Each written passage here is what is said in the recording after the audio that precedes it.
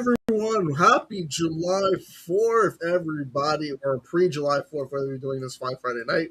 Hope you're doing it responsibly and fun. I'm your host, Mac, from Mac Movie Reviews. We're going to be joined here, as usual, with our fellow brethren, Rod and Dom, as I drink this Yingling. Good. How's everyone doing tonight?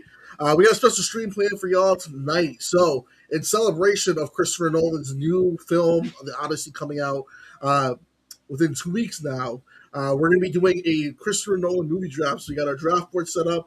We got our picks. We're going to see who gives the best draft boards. It's going to be fun. And we're joined here by one of our co-hosts, Rod, from the Infinity Film Podcast. What's good, Rod? What's going on? Happy 4th of July, everybody. How we Happy doing? 4th. I'm doing good, doing good. Just explaining what we got planned for the night. A bit of housekeeping too, because today's a special day. Because I found out in 2000 today, on this day, 24 years ago, there were 6 movies that have gone on to shape Gen Z that came out on this day in 2002. Rod, would you like to know what those 6 movies were? I'm afraid to say yes, but I know you're going to tell me anyway, so go Yes, ahead. yeah, there's no choice in this damn matter.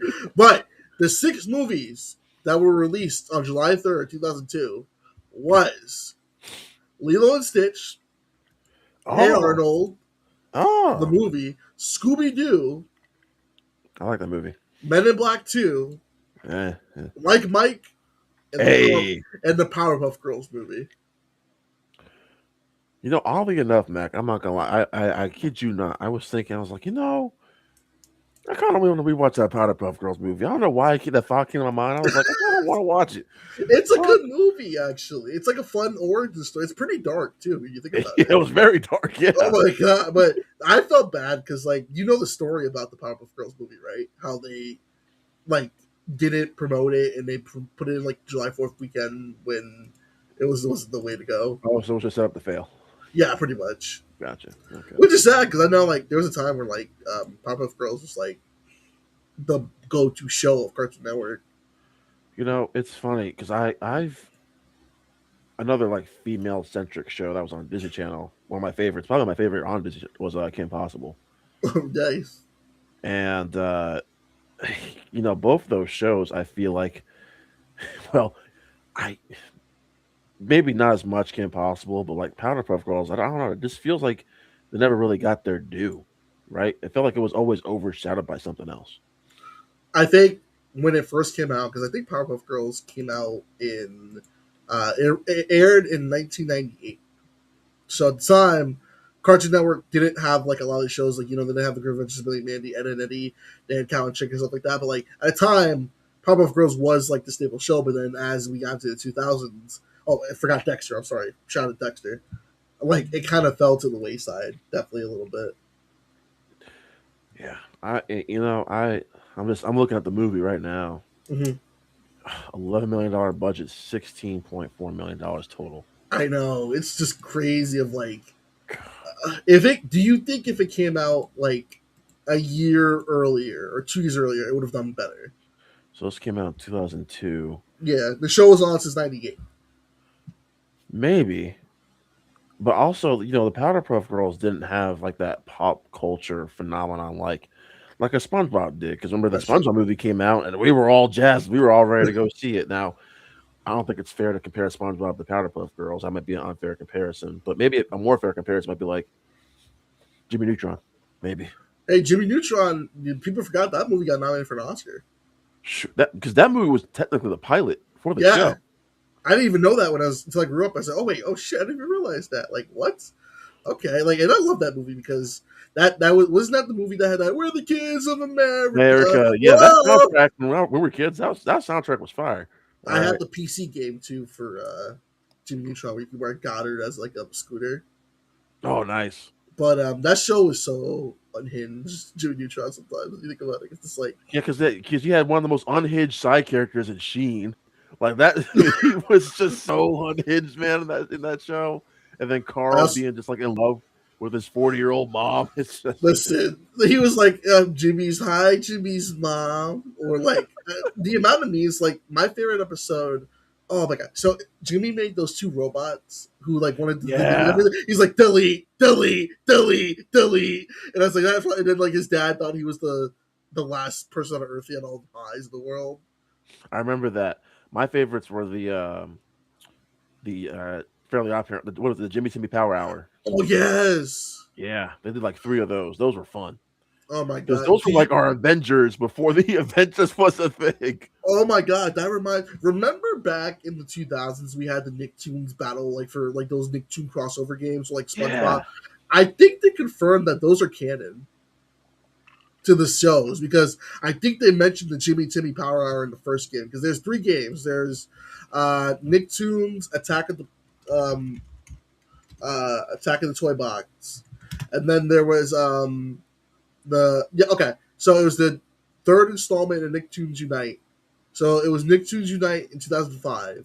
It was with Timmy, Jimmy, Danny, and SpongeBob, and then Nicktoons Battle for Volcano Island, which I played the shit out of. I had that on my GameCube. That was 2006, and then the third one was Attack of the Toy Box. gotcha. So these are all canon to it, and now that crossover. So what I like about that crossover was how they made fun of the art style because when Timmy went into the Jimmy Neutron role, it's like, whoa, I'm so detailed and well rounded, and then Jimmy went to the Fairly Odd Parents, he just fell over, he was a cardboard. Yeah, I just all right. So we don't think about it as kids, but now you think about the title of it, and you're like, Jesus Christ. You remember the title or the subtitle for the third one? What was it? The Jerkinators. Oh my god! I forgot about that. Oh my god. I remember another thing with that crossover, and as Dom joins us here, he's going to join our Perfect timing. Perfect timing, whatever Dom. the hell We're you talking- two are talking about, and the first thing I hear is the Jerkinators. I'm like, all right, it must be an Oreo stream. We were talking about how how the conversation started. There's 6 films that released all today in July 2002, same day. Men in Black 2, Like Mike, Hey Arnold, Lilo and Stitch, Powerpuff Girls movie, and Scooby Doo. And then God damn it, guys, we used to make things in this country. And then we talked about Jimmy Neutron and Oscar. We talked about some of our favorite Jimmy Neutron episodes. The Jimmy Timmy Power Hour? Yeah, that's what Come on! Yeah. Come on! I was telling Rod my favorite joke was when Jimmy went into the Very Odd Parents world and he fell over flat. He's like, look how flat I am. But no, I love those. Like, I think another good. What was just talking about? Remember they had the Sylvester Stallone parody in Fairly Odd Parents when Timmy wanted to make his own movie, and he's like, "Not to be a critic, but your movie stinks. What are you, some kind of critic? Yeah, kid's got a point." I was like, God, you don't make them like they used to. They really don't. They But really don't. But y'all, we got the Christopher Nolan draft. I got the poll going in Twitch chat. Which one do you think is going to be your favorite Christopher Nolan movie? Also, I do want to start this off the session, and we'll make a roundtable. We'll start with Rod. What was your first experience with Christopher Nolan? Like, what do you remember? Like that got you into Nolan? I mean, for me, it's such a boring answer, but it's just it's The Dark Knight. It's 2008. I mean, that wasn't my first Nolan movie in theaters. That was Batman Begins. But I just remember seeing The Dark Knight in 2008 because that really for me was like the first really big like pop culture. I know Iron Man came out earlier and all that, but like we were all just so excited. There was just like this different kind of rush and enthusiasm. I don't know if you guys can agree with that. Like when The Dark Knight was coming out, and had a lot to do. The marketing was genius for this film, and then the Joker. We were all just so curious about Heath Ledger's Joker. We all made fun of it, and then holy shit, maybe still the best comic book villain of all time. And one could argue the best performance of all time. Absolutely. And I just remember too, because they came out the same week as my mom's birthday, so we saw it. We weren't even in Georgia when we saw it. We were in Nashville celebrating my mom's birthday, and we were waiting in line at like this Regal IMAX for just waiting in line to get into the theater. We don't do that anymore. Yeah. Like you kids have it good these days. We used to have to wait in line just to get in.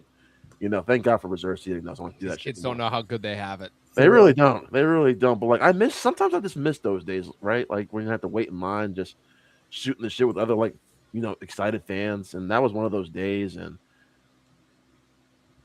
there's been a few films that have changed my life. I know it's like maybe it's a bit of an exaggeration, something like a film changed your life, but we all have those. It's not an exaggeration. Okay, all right. Well then, but that Dark Knight, that opening weekend, that was like I won't say life changing, but that was an incredible experience for me, just being there opening weekend for that. And so that's what really kind of set the way for me, Mac. That long winded answer. Is it 10 o'clock yet? Of Yes, almost. of my experience, my true first, like, yeah, I love Nolan experience. Nice. Dom, what about you? So I don't have too many regrets in terms of my film journey, because the unfortunate thing is, because of the age that I am, there were a couple of like critical pop culture moments that I simply was just a couple years off from being able to watch. I was too young to witness the Lord of the Rings trilogy in theaters or The Matrix. Yeah. I was way too young. I was literally a toddler when Star Wars returned with The Phantom Menace. And unfortunately, my biggest one easily, I was literally like, what if I was like a year or two older, I would have been able to see it. But because I was only 11 at the time, or about to turn 11, and my parents saw the marketing for The Dark Knight, and they were like, you can't go. It's too scary. Keeping in mind that my parents let me see the first Transformers movie in theaters 3 times the year before, and Harry Potter and the Order of the Phoenix. But I digress. So I spent years wanting to see this movie. So much so that it almost faded out of memory. And I compensated with plenty of other Batman material in the meantime. The animated series and the Brave and the Bold and the Justice League cartoon. There's plenty. Not like we were exactly starving for Batman content, right? And then a funny thing happened, which is that 2 years later, Inception came out.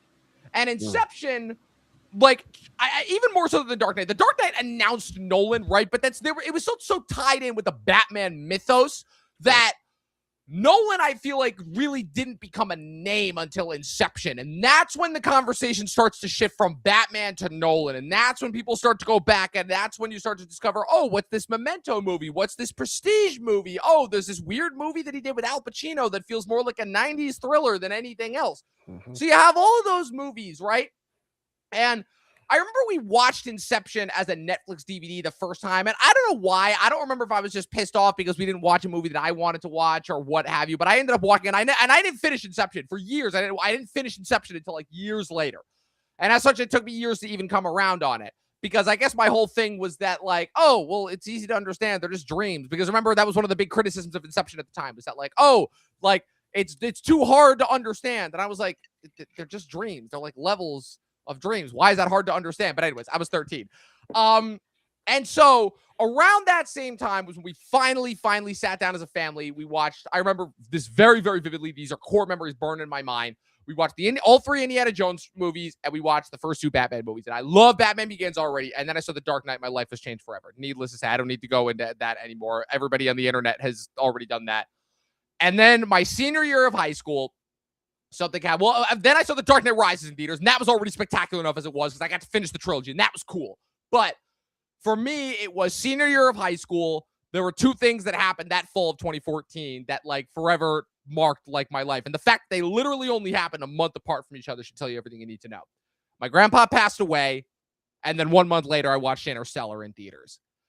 And anybody who has watched Interstellar can already understand why those 2 events happening simultaneously next to each other are so significant, because, oh my Lord, anybody, and yeah, I didn't see it in the IMAX because my local theater didn't have an IMAX, but seeing the Don't Leave Murph in theaters as he's banging against the wall, I was like, oh my God, like, I get it. I get the Nolan thing, you know? And it baffled my mind. It still does, that, like, people critique it, but needless to say, I was going to be lined up to see every single Nolan movie in theaters going forward from that point. I saw Dunkirk in theaters, and while Dunkirk didn't hit me as emotionally as Interstellar was, I've come to appreciate the technical feat that is.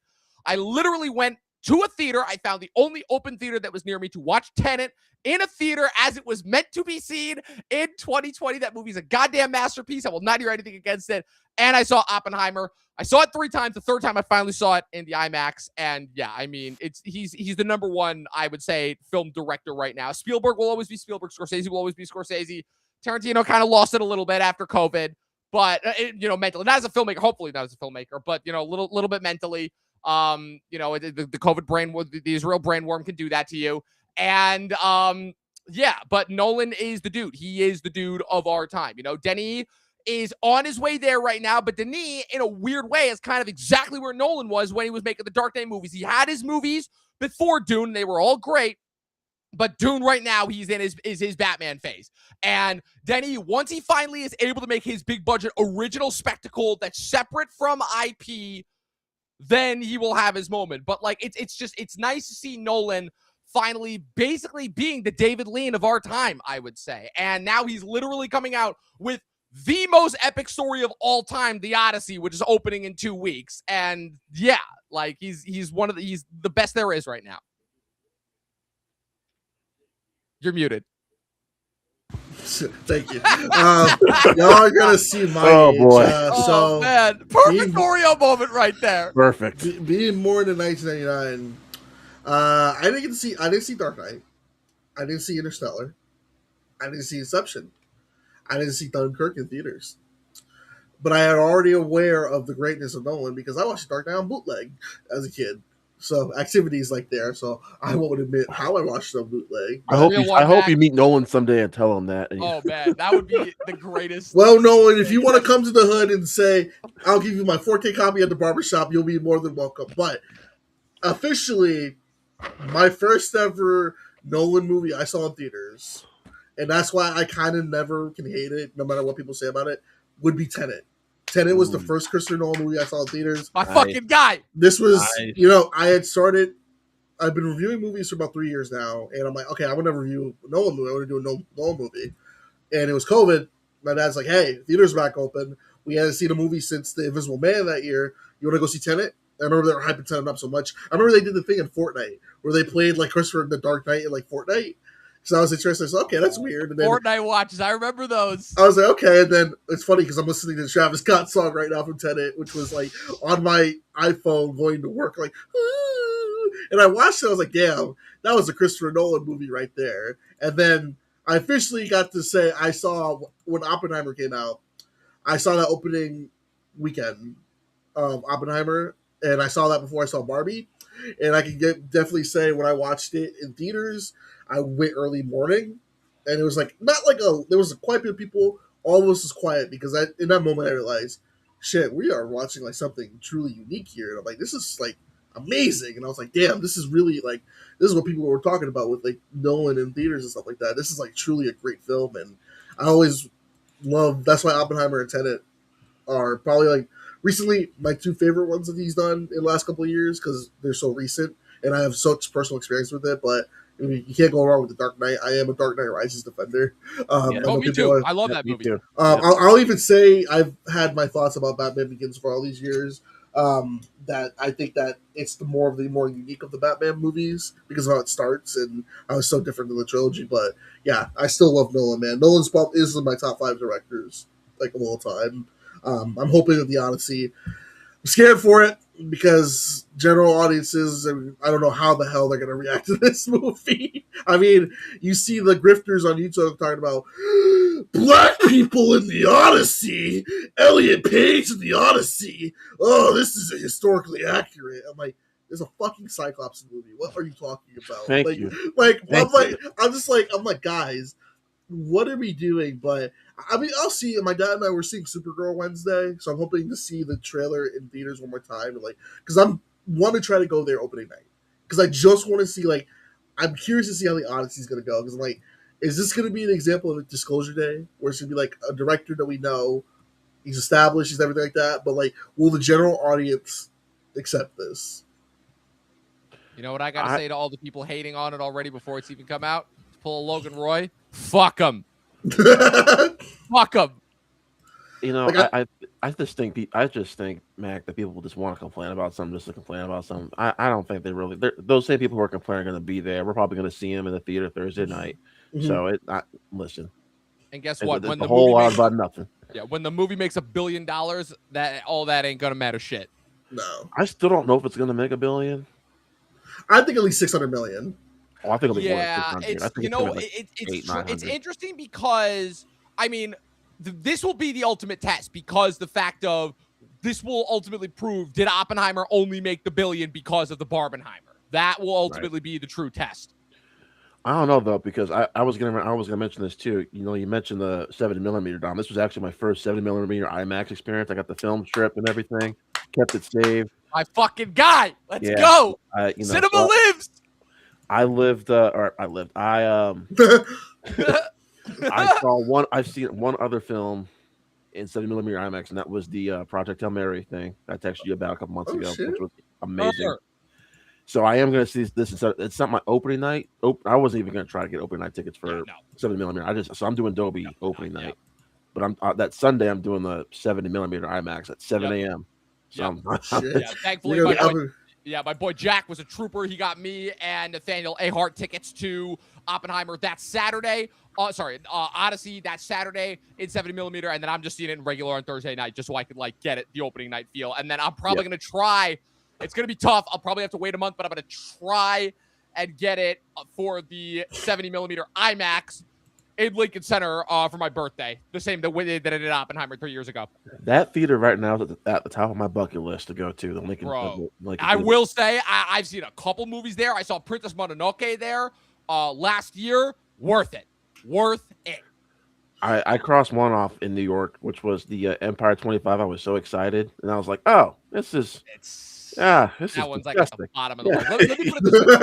Let me put it this way. Of all the AMCs that I have available to me, that's the one I only go to when I got no other options. I'm like, let me put it this way. I would rather go to the piece of shit in the East Village over the fucking Times Square one. That's how much I despise that Times Square one. Yeah, it's not a great theater. It's awful. It's I mean, not. there's a lot. The only thing that's going for it is it's got a lot of theater. It's got like damn near 20 theaters. 25, 26, right? Yeah. That's the only thing it's got going for it. The only bad thing experience I hate is that we have a Regal Cinema here that's attached to the casino, and the seats are so tiny. I hate going there. That's why I'm like, I don't have an AMC until Connecticut. The only time I've been to an AMC was when I saw Barbie in South Carolina, but I always just go to Sonora. Yeah. But y'all, we got a draft tonight, and you know what that means. Come on. Hey. We got a draft, and I got the draft board all set up. Let's turn the window here, share this screen here. Alrighty, perfect. So, as I can move this here, there we go, perfect. All right. Oh, look at that, Dom. Mac put himself first. Look at that. Well, I don't know. Right. I don't know. No, hey, listen. Who says that I'm first? I just put us in the order of like that. All right. Can we see the whole screen? I want to make sure that we're all like, or do I need to move a little bit? There we go. Perfect. Yep, I can see it. Awesome. So, we decided these were the categories we wanted to do. So, categories are going to be best character, best score, best setting, best ending, best twist, and best line. So, to see the draft pool here, you may see something. I'll get to this in a minute. So we have following: Memento, Insomnia, Batman Begins, The Prestige, Dark Knight, Inception, Dark Knight Rises, Dunkirk, Tenet, Oppenheimer, and then just for shits and giggles, I threw some executive producer credits as well too. We got Transcendence, Batman v Superman, Zack Snyder's Justice League, and Man of Steel. And before you say anything, there is some input in there, so those do count. It wouldn't be an Oreo podcast without it. Shut the fuck up. It wouldn't be an Oreo podcast without some bullshit. So I'm a fair man. I just put us first because I organized this. So you're welcome. But okay. Last time Rod went first for Jeopardy, so it's only fair if we're gonna have Dom go first this time for the draft boards. So we'll do just pretty much order. So it'll be Dom, Rod, then me, and then me. Or no, yeah. Dom, Rod, then me, then I'll do my pick, and then I'll go back to Rod. Yes, okay, so we'll do snake style. Snake style, yes. So, Dom, you're on the board. Which one are you going with first? I mean, I have to go best character, and I have to get the number one draft pick out of the way, and I got to go with the Joker for character. I mean, I'm sorry, but I'm not sorry. Like, I'd kind of be a fool if I didn't do this. I mean, yeah, okay, Nolan technically doesn't get credit for inventing the character, but he's the guy who basically kind of made the Joker the icon that he is, because I mean, before this we had The only version that we had of this was Nicholson. And like, yeah, Nicholson's performance is good and all that, but it's the same problem that I have with pretty much every Batman movie that's released prior to the Nolan trilogy, and why the Nolan trilogy is the apex of the character for me. Because every other Batman movie, up until I would say, and including the Robert Pattinson one as well, has never been about Batman. It's always been about the villain. So that's why I never really saw. I mean, I understand it if you saw it in theaters and that was your only Batman that you ever had, but I mean, look, I'm also going to give a shout out to Ra's al Ghul in the first one, Liam Neeson's performance, and that is super underrated and super overlooked. And also the whole mentor turned villain thing is a really interesting twist on the hero's journey. But the Joker is like, it's everything we loved of the Mark Hamill iteration, which for a lot of people was like their definitive version of the Joker for the longest time, but put in live action form and given just a new psychopathic twist. And the whole fact that he is, the agent of chaos, he's basically running the grain. There's an allure to this version of the Joker. There's a charm to him. There's the way that he wants to rip society down, essentially, and just cause utter chaos by ripping away at the tired old bureaucracy, especially in the age that we live in now in the year 2026. There's something kind of a little bit compelling about what he says. When it doesn't help with performance, the lines, they're so electrifying. I mean, still to this day, you want to know how I got my scars? I believe what doesn't kill you will simply make you stranger. Yeah, it's like I could literally do every single line till off the top of my head. I believe that we are destined to do this dance forever. You see how crazy Batman's made Gotham. You want order? Batman must take off his mask. Oh, and every day that he doesn't, people will die.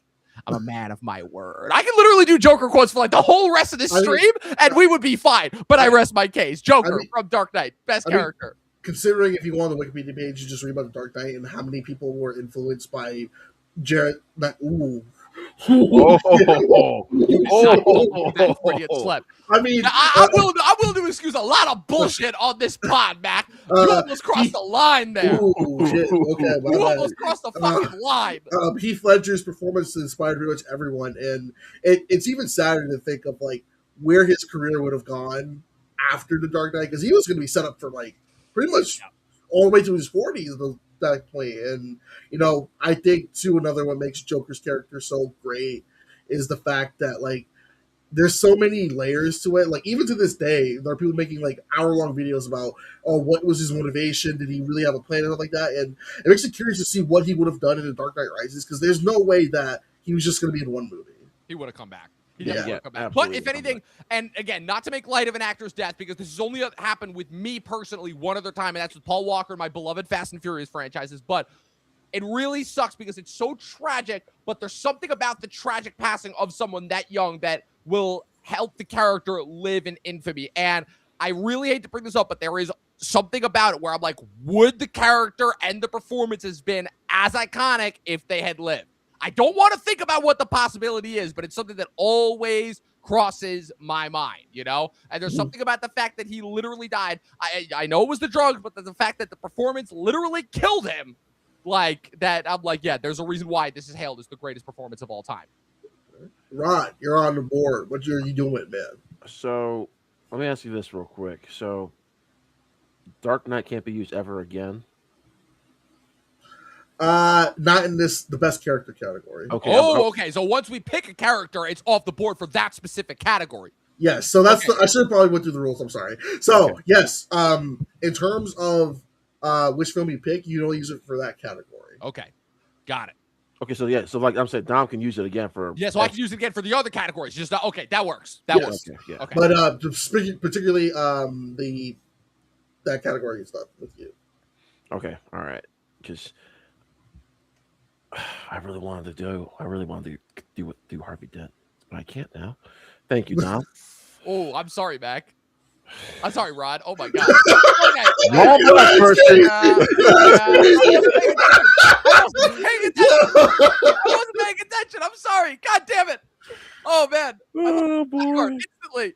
It's only 9:00. We're just getting started, folks. I'm not even drinking alcohol. I'm drinking a goddamn Mountain Dew, or in this case, American Dew. American Dew. Maybe not everyone's second pick, but I'm gonna go ahead and take him. I'm gonna go Coop from Interstellar. Okay. I am gonna go with Coop for Interstellar, and I'll tell you why. I don't know how to spell his name. Is it COOP? Yeah, just put Coop. I mean, it's Cooper, but they call him Oh, Coop in the film for a lot of yeah, it fuck it, we anyway. go cool. Yeah. Coop. Uh, an argument can be made before Interstellar that Nolan's handling of emotional scenes in a lot of his movies are it's not great. It's not great. I you know, and I can he hasn't made like a lot of personable films. Like there are emotional scenes in The Dark Knight for sure, right? When Rachel dies, that was emotional, right?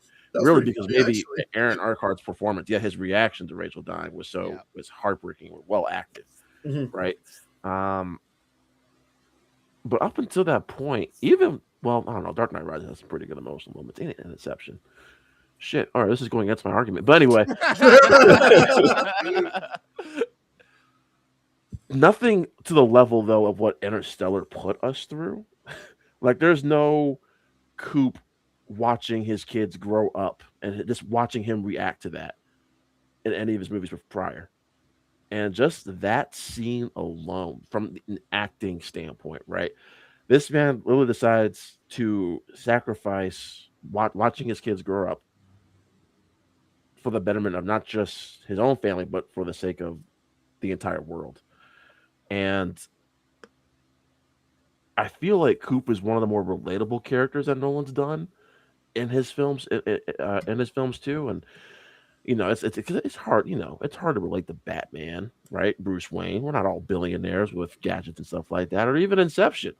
I don't know if Dom can go inside people's dreams, but I know I can't. So, Oh, damn. Oh, I've been discovered. I better run. Ron, I knew so I was living rent free in your head, but goddamn, you didn't expose me. You didn't expose me. I'm spilling all the tea tonight. But yeah, I do think though that Coop, he's from a relatability standpoint, I still think he is Nolan's most relatable character to date, which is why I love Interstellar so much. Just that connectability factor, the love that he has for his daughter. Dom, you mentioned a scene earlier. Don't let him leave, Murph. Don't let him leave. Don't let him go. Don't I just leave, Murph. oh, and you know Matthew McConaughey is such an interesting actor, right? And that I feel like that really started the McConaissance. I know he did Dallas Buyers Club, won his Oscar for that. I'm not the biggest fan of Dallas Buyers Club, truth be told. Really? Yeah, I'm not the biggest fan of that. Plus, I was really on my Leo should have won the Oscar that year for Wolf of Wall Street, but that's a Yeah, okay, conversation yeah. for another day. It should have been Leo or Chiwetel. Yes. Oh my god. Yeah. Yeah, that, yeah, that Yeah, really, listen, I go with like I said, I was on Team Leo for the longest time until I finally saw 12 Years a Slave, and I'm like, listen, if Wolf had won picture, I could have seen an argument for Chiwetel winning actor, because god damn. I wonder if Wolf didn't win just because of how gratuitous it was. Just all That's of it. yeah. absolutely why it was, because they didn't Yeah. want to glorify that. And to a certain extent, I can understand where they're coming from. So, yeah, you know, the only thing that I don't like about, and it's not even a it's not even a Matthew McConaughey thing. It's a writing thing. Oh yeah, my son, where's he at these days? I don't know. I want to go find Anne He grew up Hathaway. to become Casey Affleck. We weren't missing, and his younger self was Timothy Chalamet. We weren't missing out on much. Yeah, it wasn't missing at all. But just like I said, that emotion, the emotionality, and just how relatable he is compared to some of other Nolan's other characters. Excuse me. That's why I'm going to go with Coop here for my second pick. Good choice. Good choice. I mean, that's all I think about is that.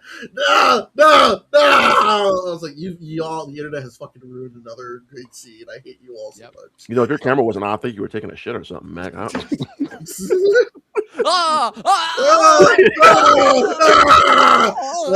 For my, I'll stick with best character. I'm gonna go with Bane from The Dark Knight Rises. That's so you think darkness is your ally? Let's you see. understood him, Mac? Damn. All right. The So- fire rises. Oh.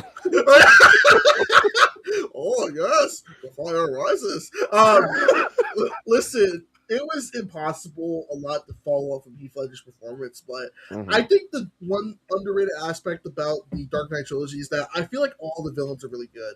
Like, I don't think Liam Neeson gets enough credit as Ra's al Ghul in Batman Begins, kind of like kicking it off with that. And we always talk about Heath Ledger and everything, but always the second portion is Tom Hardy as Bane, because first of all, it's like, oh my god, because the reason why he got Bane was his performance as Bronson, one of his best movies like ever. That people have. If you've never seen Bronson, give it a watch. Great film. That's amazing. Tom Hardy's best performance. Him as Bane was interesting because he's short, so it's like, how do you make like our experience with Bane was the '90s movie. Like we're like, okay, this is gonna be a problem of like, how do we make Bane like go from like this? Because in the comic books, Bane is a musclehead, but he's still smart and he's Spanish, so there's that. Even if you played the Arkham games too, but they decided to make him like, hey, I'm an ex mercenary and I'm pretty smart about everything, and every time he's on screen, he commands presence. And not just because, and it's the way he's like, oh yes, the fire rises. Like even the beginning scene where he's like, well, he's wondering why you would shoot the man and then throw him out of a plane. And you got the best scene of like, you're a big guy. No one cared who I was till I put on the mask. Like that, but like, and then I think the best part is his fight with Batman, because if you think about it, in all three of these movies, he is the only one to actually kick Batman's ass.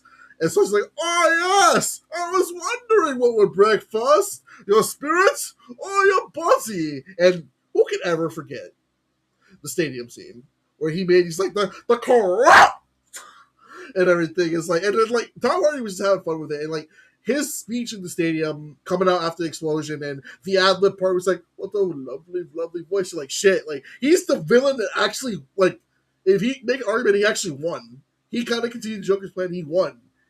He killed the mayor. He got Gordon out of power. He crippled Batman. Like he generally was on fire. We'll say it was bullshit the way he went out. Like that was one of the worst like decisions ever. Like you'll just have to imagine the fire. The death scenes of all the villains in this movie it's laughable. I can tell you one twist that none of us are gonna draft. Yeah. Oh yeah. It's not good. I understand what he was going for, but it's not good. Also, I will say, as the resident Lost fan on here, Bane was the one that finally killed Richard. Richard was alive, living on that island, safe for millennia, and the moment he left, boom, blown up by a bomb. He became mayor of Gotham City, and boom, Bane killed him with a bomb. But I like Bane because his plan was pretty solid, and it's just the way that he was able to just kind of capture your attention throughout the film. I like this. I like Bane. So I'm gonna challenge you on one thing about the plan, because there is one thing about the Dark Knight Rises. Not his plan. Yeah, the Dark Knight. For as much as I love this movie, Ben and I talk about it on our podcast all the time. This movie is so flawed. Oh yeah. Which part is it? The fact of how he fixed his broken back, or he got back to Gotham with no money and no anything? How about every cop in Gotham is underground? That's an easy explanation. He's Batman. He can do whatever. That's true. Those things. Yeah, that didn't bother me as much as every cop in Gotham is going underground for this emergency drill. That was like, guys, come on. Like, what are we doing here? Yeah, also, my favorite C-Mac is that, do you feel in charge? Calmly on his shoulder. He's like, I paid you a fortune, and this gives you power over me. I will say with Bane has launched 1,000. Ben Mendelsohn too is amazing. Yeah. The fact that Bane launched 1,000 memes and you just put a Pringle kid in there, it's like, oh yes. But I will ask you with the Dark Knight Rises, because no one's picked this character. What did y'all think about Joseph Gordon-Levitt as Robin? Look, okay, here's the thing. I like the performance. I like the role that he plays, and I don't hate the idea. I think that if they had changed one small detail, if they had not said that, Robin was supposed to be his real name, and also just because of the way that it was edited, it was so ADR and bullshit. Like, if they had just made it his actual name, like, okay, like John Blake was a misnomer, and that's fine. It sounds like a misnomer. If they just said, your real name, Richard, that's all they had to do. That's literally all they had to do, and it would have fixed everything. The fact that they said Robin is what ruins that. But, like, because I love the purpose that he serves. I love, like, everything in terms of what Nolan is doing with that character in that movie, where he is clearly setting him up to take the mantle of Gotham's protector from Bruce so that Bruce can ride off into the sunset, right? All of that is great. Literally, if they had just changed the fucking real name, the fact that his real name was Richard Grayson or Jason Todd or whatever, it doesn't matter which one. The fact that they said that his name was Robin, that's where I'm like, what? Like, huh? Like, that was that. Well, everyone's just like, you should have done a spin-off movie. But I do remember it was just like, we didn't need it. We saw the fulfillment of the story. He's Gotham's new protector. Well, I know Christian Bale said he would have never done a movie about like him and Robin, and I honestly respect that. And it's like, I like the way that it ends with that. I was like, okay, it's obviously he's supposed to be the Robin and stuff like that, but And now Bale is playing young Al Pacino in Heat 2, so I mean, clearly he made the right call. But I'll go again. I'm gonna do best twist, And my best twist, actually, this movie I have interesting because I didn't watch this movie until I was in a film class in college. So this is one of my COVID movies. That movie would be Memento. I mean, Yeah. again, this is one of the 5 greatest twists that happened between the late 90s and early 2000s. So Yeah, it's You this, maybe- Sixth Sense, Usual Suspects, Fight Club, and I always forget the 5th one, but it's like those 4. It's like those 4 or 5 movies that are like the greatest plot twists in cinema history. So you may be wondering, what's this plot twist in Memento? Well, first, Memento is presented in a nonlinear story. It's in a nonlinear pattern. It has Guy Pearce who plays this dude. What is his name? Leonard Shelby, that's his name. Leonard Shelby, and he has it's called anterograde amnesia. He can't form long-term memories. He uses notes, photographs, and tattoos to discover how A, he got the condition, and B, who killed his wife. And throughout this movie, it's turned in reverse, where the black and white scenes are the ones that are going forward, and the colored scenes are going in reverse. They're telling the film in reverse order. And the film starts at the end. And then the film ends at the beginning. And we find out Leonard's the one that killed his wife.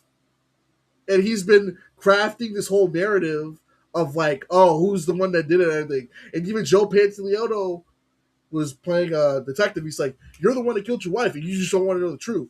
And he kills Joe Pantoliano. He's like, oh, where was I? Or don't trust Teddy and don't trust these people. And it's like, oh, he's the one that killed his wife. I'm explaining it very terribly. I'm so sorry. But it's so great. I remember like I had known about the twist before I watched Memento, but like seeing it in motion was actually pretty well.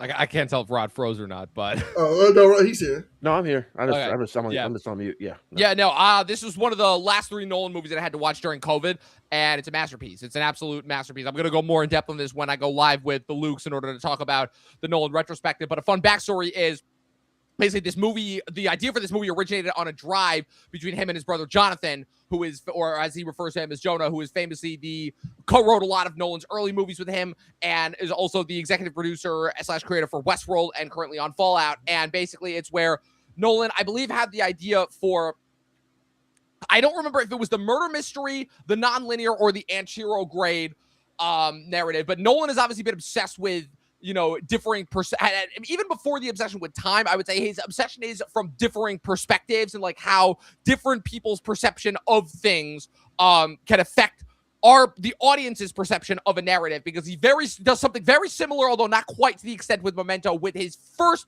full-length feature film Following, which is basically the equivalent of like a micro-budget student film that was produced by his now current wife, Emma Thomas, who has produced all of his movies. And the thing about Memento is how he kind of, and the thing that kind of sets it apart from certain other of the 90s thrillers and really made it stand out, is the fact that it is essentially almost like the storytelling peak, where typically with a story, right, you'll keep climbing for the first half, and then you'll reach, typically people view the climax as being in the third act, but the climax is actually at about the midpoint of the story, and then the rest is kind of just descending until you get to the third act and the resolution. And he basically decided to take that basically peak and invert it, essentially, where you have these 2 storylines that are working towards each other. So you have the black and white storylines, which are the forward narrative, and then you have the color storylines, which are in bits and pieces in order to reflect Leonard's fractured mind, that are playing out in reverse. And it's the cutting, and while the narrative itself is actually quite succinct and quite understandable, it's the cutting back and forth between those 2 that ultimately creates the interest and makes the story interesting, and without even realizing it, because again, he wouldn't tackle the idea of time travel until decades later, but just the cutting back and forth already kind of crafted the interest in time narrative ultimately.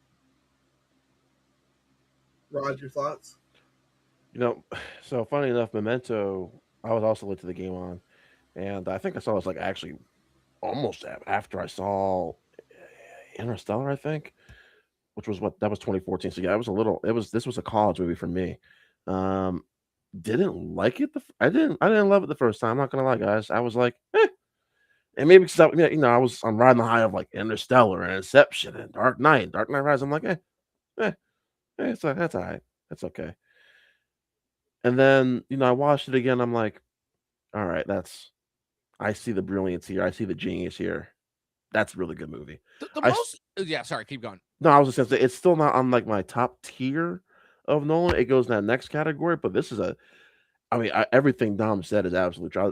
I love the way Dom kind of explained it. He's explained it really well. Well, the most interesting thing about going back and witnessing Nolan's earlier movies, I'd say, with the pun intended, with the exception of Insomnia, is that because Insomnia is the only movie of his that he didn't write. It's based off of a script that somebody else wrote, which is why Insomnia, I would say, Nolan's never made a bad movie, but I would say for me is the weakest of his movies because it's the only one that doesn't feel like a Nolan movie. It feels more like a 90s thriller that he just directed. Yeah, not a fan of Insomnia. Yeah, it's. I mean, although I love the Robin Williams performance in that movie, like love the Robin Williams performance. That to me is an early precursor for what would eventually come to the Joker. But what's interesting about watching Nolan's earlier movies is seeing, while obviously they may not be to the level of epicness and scope that his later movies would be, seeing the seeds of the future Nolan and like the early ideas that he would be interested in for the rest of his career in those initial 3 movies. That was of great interest to me watching those 3 movies during COVID. Yeah. Nice, but watch Memento. I'd say it's one of those movies you have to watch at least once to Absolutely. Absolutely. get it great. Rod, you're up next. What you got? I'm actually sticking with a movie I picked in the first round or the best character round, which is Interstellar. I'm not going with the ghost twist. I'm actually going with the Michael Caine twist that he knew Plan A was going to fail the entire time, and he basically sent Anne Hathaway and McConaughey and insert random black guy here and insert the random white guy here. His name is David Gyasi, and his character's name is Romilly. I will have you know. Yes, Thank you very much. Because Plan A, correct me if I'm wrong, guys, because Plan A basically was either to solve the gravity problem to get everyone off of Earth, but Plan B was to inhabit a planet and freeze all their eggs, right? Or freeze all the embryos, something like that. Okay. Yeah, it was basically that, like because the problem was the reason why Michael Caine had lied about having solved the gravitational anomaly problem. He had solved it, but the reason why it was never going to work is because they needed the data from inside the black hole, which at the time was impossible to get. Right. So yes. Yeah, I just remember seeing it the first time in theaters, just being like, "What?" And maybe I should have seen it coming, guys. Maybe I don't know, but Michael Caine's such a loving guy. It's like I trust Michael Caine. He wouldn't lie to me. Oh no, he's a lying piece of shit. God damn. Because if Coop had known that, he probably would have never left in the first place. I mean, maybe I'm wrong, Dom. Do you think he would have left had he known the true plan? I don't think he would have. Yeah, no, he definitely would not have if he hadn't known. But also, who knows? Coop ultimately, it's a couple things. One, you could tell that he was always ready and willing for adventure. Obviously, there were a couple things that he couldn't have possibly known, that nobody could have possibly known going in. Like I said, it was the fact because obviously nobody foresaw him going into the black hole and literally traveling tens of thousands of years into the future or however long it was. Right. But it was just there were a lot of maybes and possibilities as far as that went. And again, the fact that all of it rested on them going into the black hole and ultimately it being a little bit of a chicken and the egg situation, an infinite circle. It does the one thing happen if they don't go in, because remember, Cooper only went and found NASA because of Murph getting the signals from him and seeing the fucking what's it called? The math calculation sent back to her as a child, and that doesn't happen if Cooper doesn't go into space. It doesn't go into the black hole. So like it's a lost season 5. It's a chicken and the egg situation. It's an infinitesimal circle. One cannot happen without the other. But as for which one happened first, who knows? Right. I just every time I go back to rewatch, I just think, why keep it a secret then? I don't know. Like I still think it's a great twist just for the emotion, for the that emotional impact of just after everything Coop has kind of gone through, to hear once again rescue Matt Damon. Once he hears his plan actually from Matt Damon, like, oh Jesus Christ, like he would have never left. No. And so I love the twist just for the emotional impact of what it means for Coop, and even for Brand too. It's like, oh this whole mission is kind of built on a lie, yeah, a false hope. So Yeah, that's me. Maybe it's not everyone's pick, but I love that twist because it always gives me like some goosebumps and chills when it gets Yeah, revealed. definitely. And Chastain's reaction to it too. It's Yeah. Well, you mean Anne Hathaway's? Oh yeah. Sorry, Chastain's on Earth. Yeah. yeah, because she's working very closely with Michael Yes, Caine. you're right. You're right. Yeah.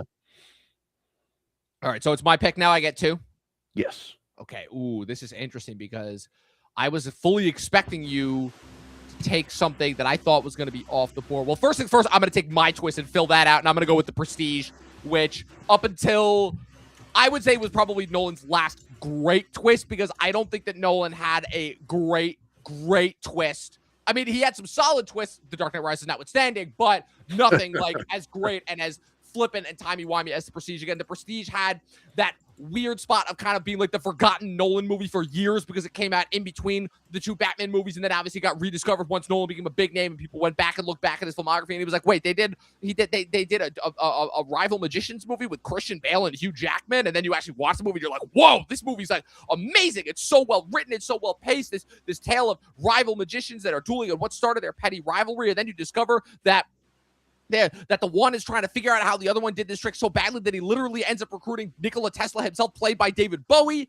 and Michael Caine is like the go back and forth between the two of them. But the twist, oh my God, like the way that the thing that people don't realize about the movie is that the movie is a con man movie, and the thing that I love about con man movies is that the con man movies work because the movie is simultaneously both cluing the audience in as far as how the con is work while also simultaneously con them, which is the con in and of itself. And then the final twist being revealed that all this time, Hugh Jackman went to such insane lengths to create this unbelievable trick by literally using the power of electricity to duplicate himself and then kill himself off the copies of himself over hundreds of thousands of times, which is just unbelievable in and of itself, all in an attempt to frame and set up Bale's Alfred Borden, only to discover at the very end that the way in which Bale was pulling off the trick where he went into the one door and came out the other almost instantaneously was that there was 2 of them. They were identical twins, and the one was disguised as the other one's assistant, and they literally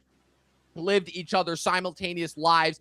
It was for all the 5 people who saw this in theaters when it came out, their minds were blown. Again, I hate to admit it, but it's true. There's a reason why people didn't really come out and talk about this movie until years later.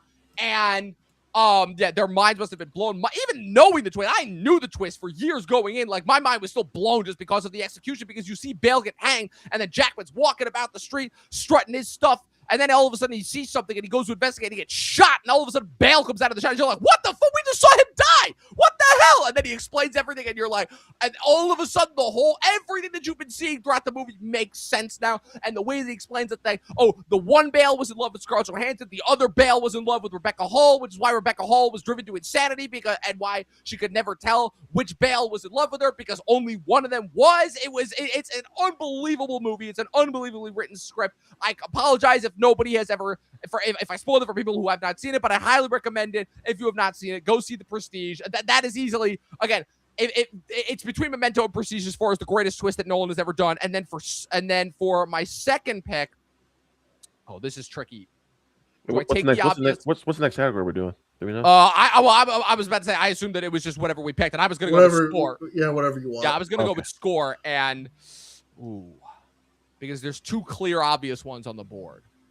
Do I go with the obvious one, the greatest score in any Nolan movie ever, which I was fortunate enough to see live in concert last year in February, or do I go with the score that won Ludwig Göransson his 3rd Oscar? Oh, fuck it. I'm going Interstellar. It's Interstellar. It's the greatest score bitch in any Nolan movie. I'm sorry, Rod. I'm sorry. I have to. Like, you guys make it so easy.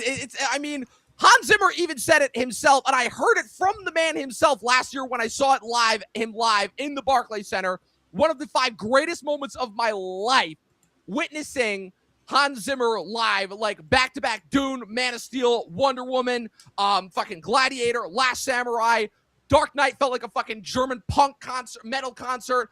But when we got to Interstellar, I was like, oh my God. Like, I understand why Hans Zimmer says that this is the most complete feeling score that he has ever done, because the thing that sells Interstellar, again, besides the epic scope and the feeling of traveling through outer space, it's the emotionality of it. It's the fact that it's a father has to say goodbye to his kids, and quite literally, to quote Spock from Star Trek, which he later bastardized in Transformers: Dark of the Moon, the needs of the many outweigh the needs of the few. And just, I mean, the basic track is already, it's so quiet, and then it sneaks up on you and just becomes such this powerful note, and it leaves you in absolute tears by the end. But even the epic sequences, like when the spaceship, after Damon's dumbass actually blows the airlock and the ship is spinning out of control, and Cooper has to pull off that insane maneuver by making sure that the spinning of the small ship matches the spin of the big ship so that they can merge perfectly, and the score is pounding in your ears. It's like,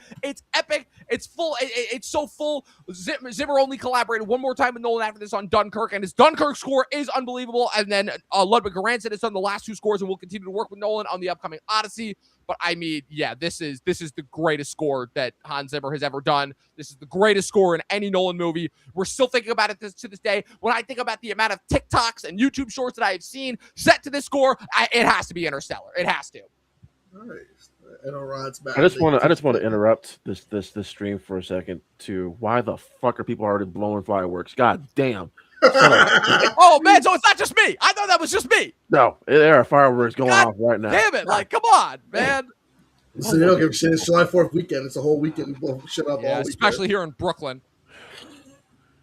Y'all just did that with the next one, the championship. Oh wait, no, you live in Brooklyn. Never mind. Yeah. Well, hey, trust me, it was felt here too. I mean, thankfully I live like far enough away, but like, listen, when I was walking home through Bushwick, trust me, the insanity could be seen. Like, oh shit, the Statue of Liberty's on the ground. What the fuck's happening? Oh man.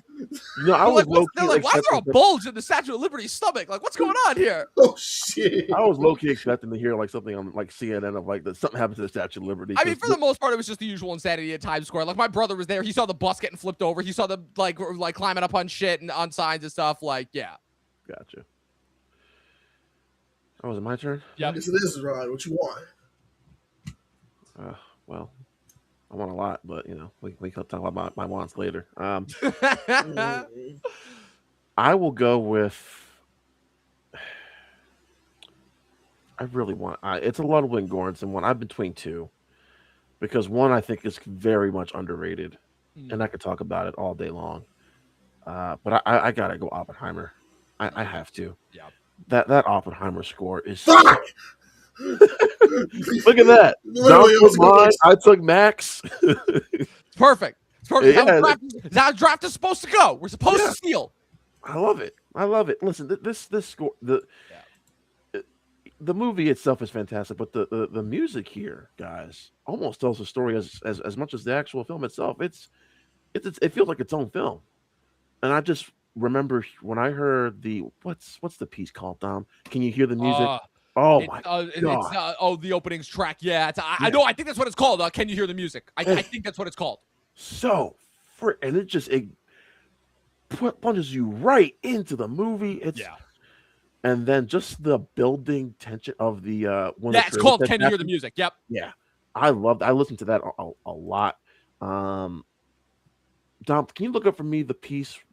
I don't think, is it the Trinity test? I don't even know if it's called Trinity test. I think it's let's see, theorists, ground zero. No, it's Trinity. It's Trinity. Yeah, just like I think that's like the longest piece of the score, and it's like which happens to be like the longest take of the film. Just that overwhelming tension and up until when they actually decide to drop it.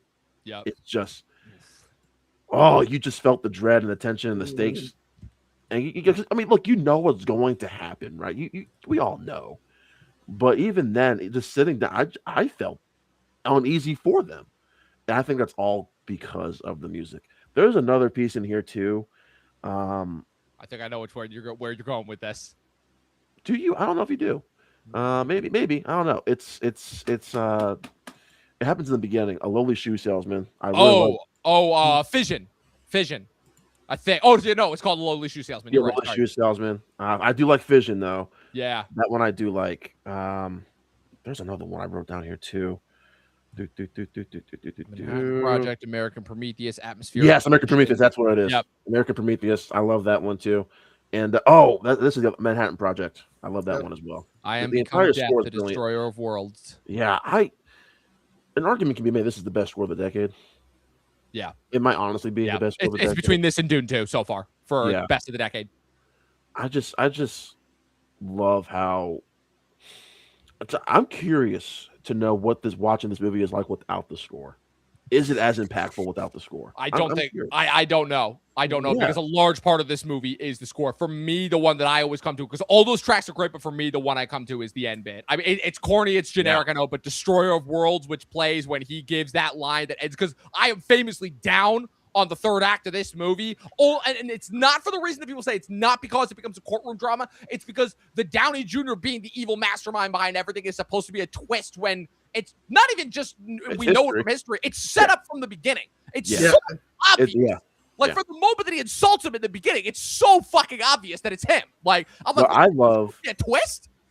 is maybe what not everyone else knew, which was the actual conversation when he's thinking that Einstein and Yeah. Yep. Oppie are talking about him over by the lake, Yeah. Oppie. and they just don't even, they're not even talking about him at all. Yeah. It's just, and that kind of set the stage for everything that was to come. I can tell you right now that this is not going to be my choice for line, but just that line exchange. You were worried that we might cause a chain reaction to end humanity. Well, that's just it. I believe we did. God, Shivers. I love Oppenheimer so much. Shivers. I hope they re-release this one day just so I can watch it in IMAX again. For real. That'd be Yeah. awesome. Yeah. So yeah, Oppenheimer's my pick. What's funny is that Dom already said what my pick was for. I was going to do best line. That was Oppenheimer. You can still pick it. Like I feel like we don't have to be constrained to the No, I category know. for the round. Like, you can still pick it, and you have two picks this round, anyways. Oh no, I was saying you already said it. Oh, okay. That was good.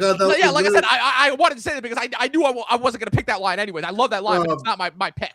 No, like because me being a history buff and learning about atomic bombs and Robert Oppenheimer and that clip of him saying "I've death become destroyer our worlds," and just the movie is great. Cillian Murphy is literally like finally that was the movie finally everyone was like, oh shit, Cillian Murphy's a good actor. Like he's been a good actor, he fucks.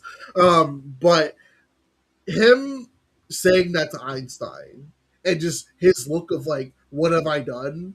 And that's what I like about Oppenheimer is like he's all like excited when they're building the bomb, but I think and then it gets taken away from him. That's when he feels it, and then like when he meets with Truman, he's like, "We don't need you anymore. We're gonna keep doing it." And like you start to see his drive of like, "What have I done?" And that's how the real Oppenheimer was. And even like telling Albert Einstein's like those calculations that we came up with, like we put us in a path that we can't stop it. Even like they used that final shot for the trailer of him looking out of like what he's done. Like that's an impactful shot to be like, oh my god, like what have I done? Like on this history that we've kind of course corrected.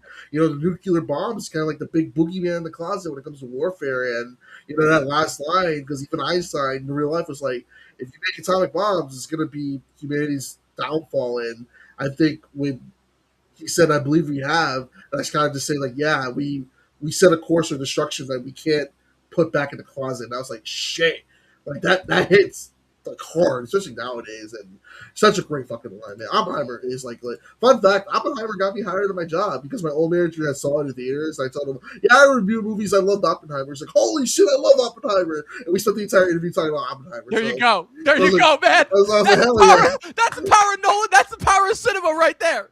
But for me, so my next pick. Now, this is going to be an interesting pick because I don't think that, people really consider it, but I like the uniqueness of it. I'm going to go with best setting. Okay. So, best setting, I'm actually going to go with Tenet. Okay. All right. So, I know Tenet is very controversial. I think that, not controversial, it's very just divisive. I love the setting of Tenet because not only doing the time inversion things, but it goes to different locations, and I just think that the be practical, like the war zone they're in, or when they go to the airport, and I think the best scenes are the inversion scenes. Like, dude, that opera house opening is one of the most underrated openings that Nolan's ever done, and I like how it just changes locations every single time. Like, when he's in the wind turbine, he's getting ready for them to pick him up. That was a great one. Him going to these different places to meet like Kenneth Branagh and Elizabeth Debicki, that was pretty good. Actually, I would have maybe put Robert Pattinson's character in Tenet as the best character because his character was amazing. Yeah, I had Neil written down as a candidate. But like, I love how Tenet has such a great setting, and like, I think the movie gets even better when they do the whole third act in that time inversion, them going back to the airport. And then, listen, I don't care what anyone says. When it's revealed that John David Washington was the dude that he was fighting himself in the third act. I was like, holy shit! Like that's actually really, and the fact that Neil knew who he was because he ripped these like, and I was like, yo, that is awesome because you're like, it makes so much sense. And I've seen YouTube videos where they synced it up a little bit. Still a little confusing, but I loved it, and I think Tenet has some. Don't try to understand it; just feel it. Yeah, exactly. That's what it is. It's like just feel it. No, it literally tells you it at the beginning. But I know people were expecting Tenet would be like Inception, but I was like, I'm glad Tenet was his own thing, and it kind of kept like because I feel like time inversion would be a lot more plausible than time travel because it's just I feel like that would be what time travel would be like if we develop something. Not like we're gonna like zzz, like Back in the Future. We'll be like you're gonna see everything from reverse. And yeah, I love Tenet. The setting is pretty good. Yeah, I am the protagonist. Yeah, that's his name. The protagonist. Did he have a name? Literally his name. No, it's the protagonist. You never know his name. You never know his name. Like I said, the Nolan. I literally have a montage in my Christopher Nolan intro for when I eventually do my Christopher Nolan rewatch series, and I call it the Nolan shot, where it's literally just a single medium shot of the main character's face. You know, you get an Oppenheimer, you get it in Inception. Obviously, it's in all the Batman movies. You get it in Memento, and then, but probably my favorite one is the protagonist in the backseat of the car at the end, right after he kills the Indian woman. Because this is like cool too. I'm the protagonist. It's awesome. It's Nolan's Bond movie. It's Nolan's Bond movie. It's amazing. I was so sad. I was like, man, because I love John David Washington. I think he's a fantastic actor. And I was like, oh, he's in a Nolan movie now. He just did Black Klansman. And then this one was in Amsterdam was trash. But yeah, that was at Amsterdam, threw it off. And then I love The Creator, but man, that movie bombed in theaters. Yeah. So good, too. Watch The Piano Lesson. That's pretty good. I love that movie. I loved it. That's directed by Denzel's other son, too. Yep. But yeah, that's those are 2 bets. Ron, what do you got? So we're just like bouncing around categories now. Is that what we're doing? Can I just bounce around? Yeah. Okay, cool. All right, sweet. I'm gonna go ahead and just. Oh wait, nope, I did score already. I'm gonna stick with twists. No, not twist. Best line. Did twist. Yeah, best line. My bad. Line. Okay. I'm gonna stick with Tenet. Okay. The best line. I'm the protagonist. That's protagonist. It's the line Robert Pattinson says to. It's like 7 words at the very end. The last words he says to John David Washington. I'll see you at the beginning, friend. That line broke me. That line broke me, and because I just love the two of their chemistry in this movie so much, and then kind of a twist when you learn that Robert Pattinson or Neil is the person who dies, saving the protagonist. God, Which I'm still kind of confused how that happened. Did someone explain to me how? What did Dom tell you? Feel it. Yeah, fuck it. Yeah. Don't try to understand it. Just feel it. Feel it. Remember, in the future, again, it's a chicken and the egg situation. It's an infinite loop. There is no beginning. There is no end. It just happens. Yeah. Okay. Fuck it. Their last conversation before they all kind of go their separate ways with the what do they call the device? The algorithm. Yep. Yeah. Which I love it. The fact that it's the algorithm is literally a physical device. Like that really was like the old Nolan transitioning into the new Nolan. Like it was, and it was spectacular to witness. Yep. I just love that final conversation because, like I said, I love the two of them. They're back and forth, their banter. This was Nolan's. I want to say audition to do Bond, because if he wanted to do Bond, he would just go to any studio and be like, "Hey, I'm doing Bond." He would just went to Amazon and be like, "I'm doing Bond." Well, the problem and why he was never going to be able to do a Bond movie is because Nolan needs unlimited creative freedom, and the Broccoli's do not work that way. At least before they just said fuck it and just sold the character to Amazon. Right. Well, if the Broccoli's were smart, they would just give Nolan total freedom. But anyway. Yeah, but get the fuck out of here. Yeah. Nolan who? Yeah, well, okay. I'm the Broccoli, damn it. Yeah. Take your Batman, you Donna Langley's like, oh yeah, sure, come over here, Nolan. Well, you need how much money? You got it. Done. You want to make the Odyssey? Good. Go right ahead. Yeah, you know what they did? You know what the Broccoli's did? I'm the protagonist. That's what they did. That's what they did to Nolan. That's what they did to Nolan. Hey, listen, I'll take it. Remember, I would watch Tenet over the last 2 Bond movies any old day of the week. Listen, remember, people forgot that Tenet was the movie that Nolan pieced out of Warner Brothers because Warner Brothers fucked up the marketing. Yeah, because the COVID release, because Warner Brothers didn't want. Well, no, actually, so it wasn't Tenet. Actually, it was not Tenet. because they still released Tenet in theaters. It was Warner doing the day and date release for all their 2021 movies. That's what made it be like, fuck this, I'm out. Yep. Because he's like, this is blatantly disrespectful to the art of cinema and the theatrical storytelling molded first. And I would say that it was that decision that sparked the newfound kind of love of cinema, especially since that decision also blew up in Warner Brothers' faces, because with the exception of like 2 of their movies that released that year, Godzilla vs. Kong and Dune, every other one of those movies flopped that year. Yeah. Mm-hmm. Hello, Space Jam: New Legacy. But yeah, back to that Tenet line. It's the start of, for the protagonist. God, just give him a fucking name. Jesus, it's the start of their of his friendship with Neil, and of course, for Neil, it's just like the end of the road for him. I almost want a Tenet sequel just to get more movies with them, even though we already know what's going to happen to Neil later. Mm-hmm. I would love to see that, because I don't know. They never specify in Tenet how far into the future they meet. They don't need to. It's close. Yeah, exactly. They don't need to. Don't try to understand it. Just feel it. Just feel. I'm sorry. That's right. My bad. So yeah, I'm going with that Tenet line though. Nice. I do love Tenet. Tenet is actually like, I might want to watch it tonight. It's actually really fun, man. I'm honestly, as we were getting ready to do this, I was thinking about rewatching Tenet tonight, because that I didn't go to theaters to watch it. I did wait for the 4K Blu-ray. And so I watched the 4K Blu-ray. That's still my favorite 4K Blu-ray transfer. I rewatched Tenet right before Oppenheimer came out. I had such a blast. It was such a sick movie. Yes. And it was so sick that even when the Travis Scott song started playing at the end, I didn't even care. I was oh man, I'm in it. And then I saw that he's actually going to be in the Odyssey. And I'm like, what the fuck are we doing? You know what? I don't care. Fuck it. We ball. I want to be in a fly out of the room when Travis Scott and Christopher Nolan mate for the first time, being like, hey, you want to do the Odyssey? Yeah. I think the funniest thing during COVID was seeing Nolan at the Travis Scott concert, just in the audience, like just weaving back and forth, but like with just the same stoic expression. Like, that's what I want to be a fly in the room to see. Like, and the fact that I guarantee you that outside of his film sets, Nolan is just like a regular, just like Gen X dad, you know, like I guarantee you he's probably just like a normal, dorky dad, essentially, which just makes me love him even more. All right, so isn't he confirmed? Like he doesn't have a smartphone. He doesn't have a smartphone. He doesn't have a computer. He has everything on a typewriter. Everything goes to his wife, and he even calls it a super phone. He's a flip phone, and I'm like, bravo. If that's what it takes for us to keep getting shit like the Odyssey and Oppenheimer, fuck it, do your thing. Yep. He sleeps in a hyperbolic time chamber. He's just like, what the fuck? All right, bet we're good.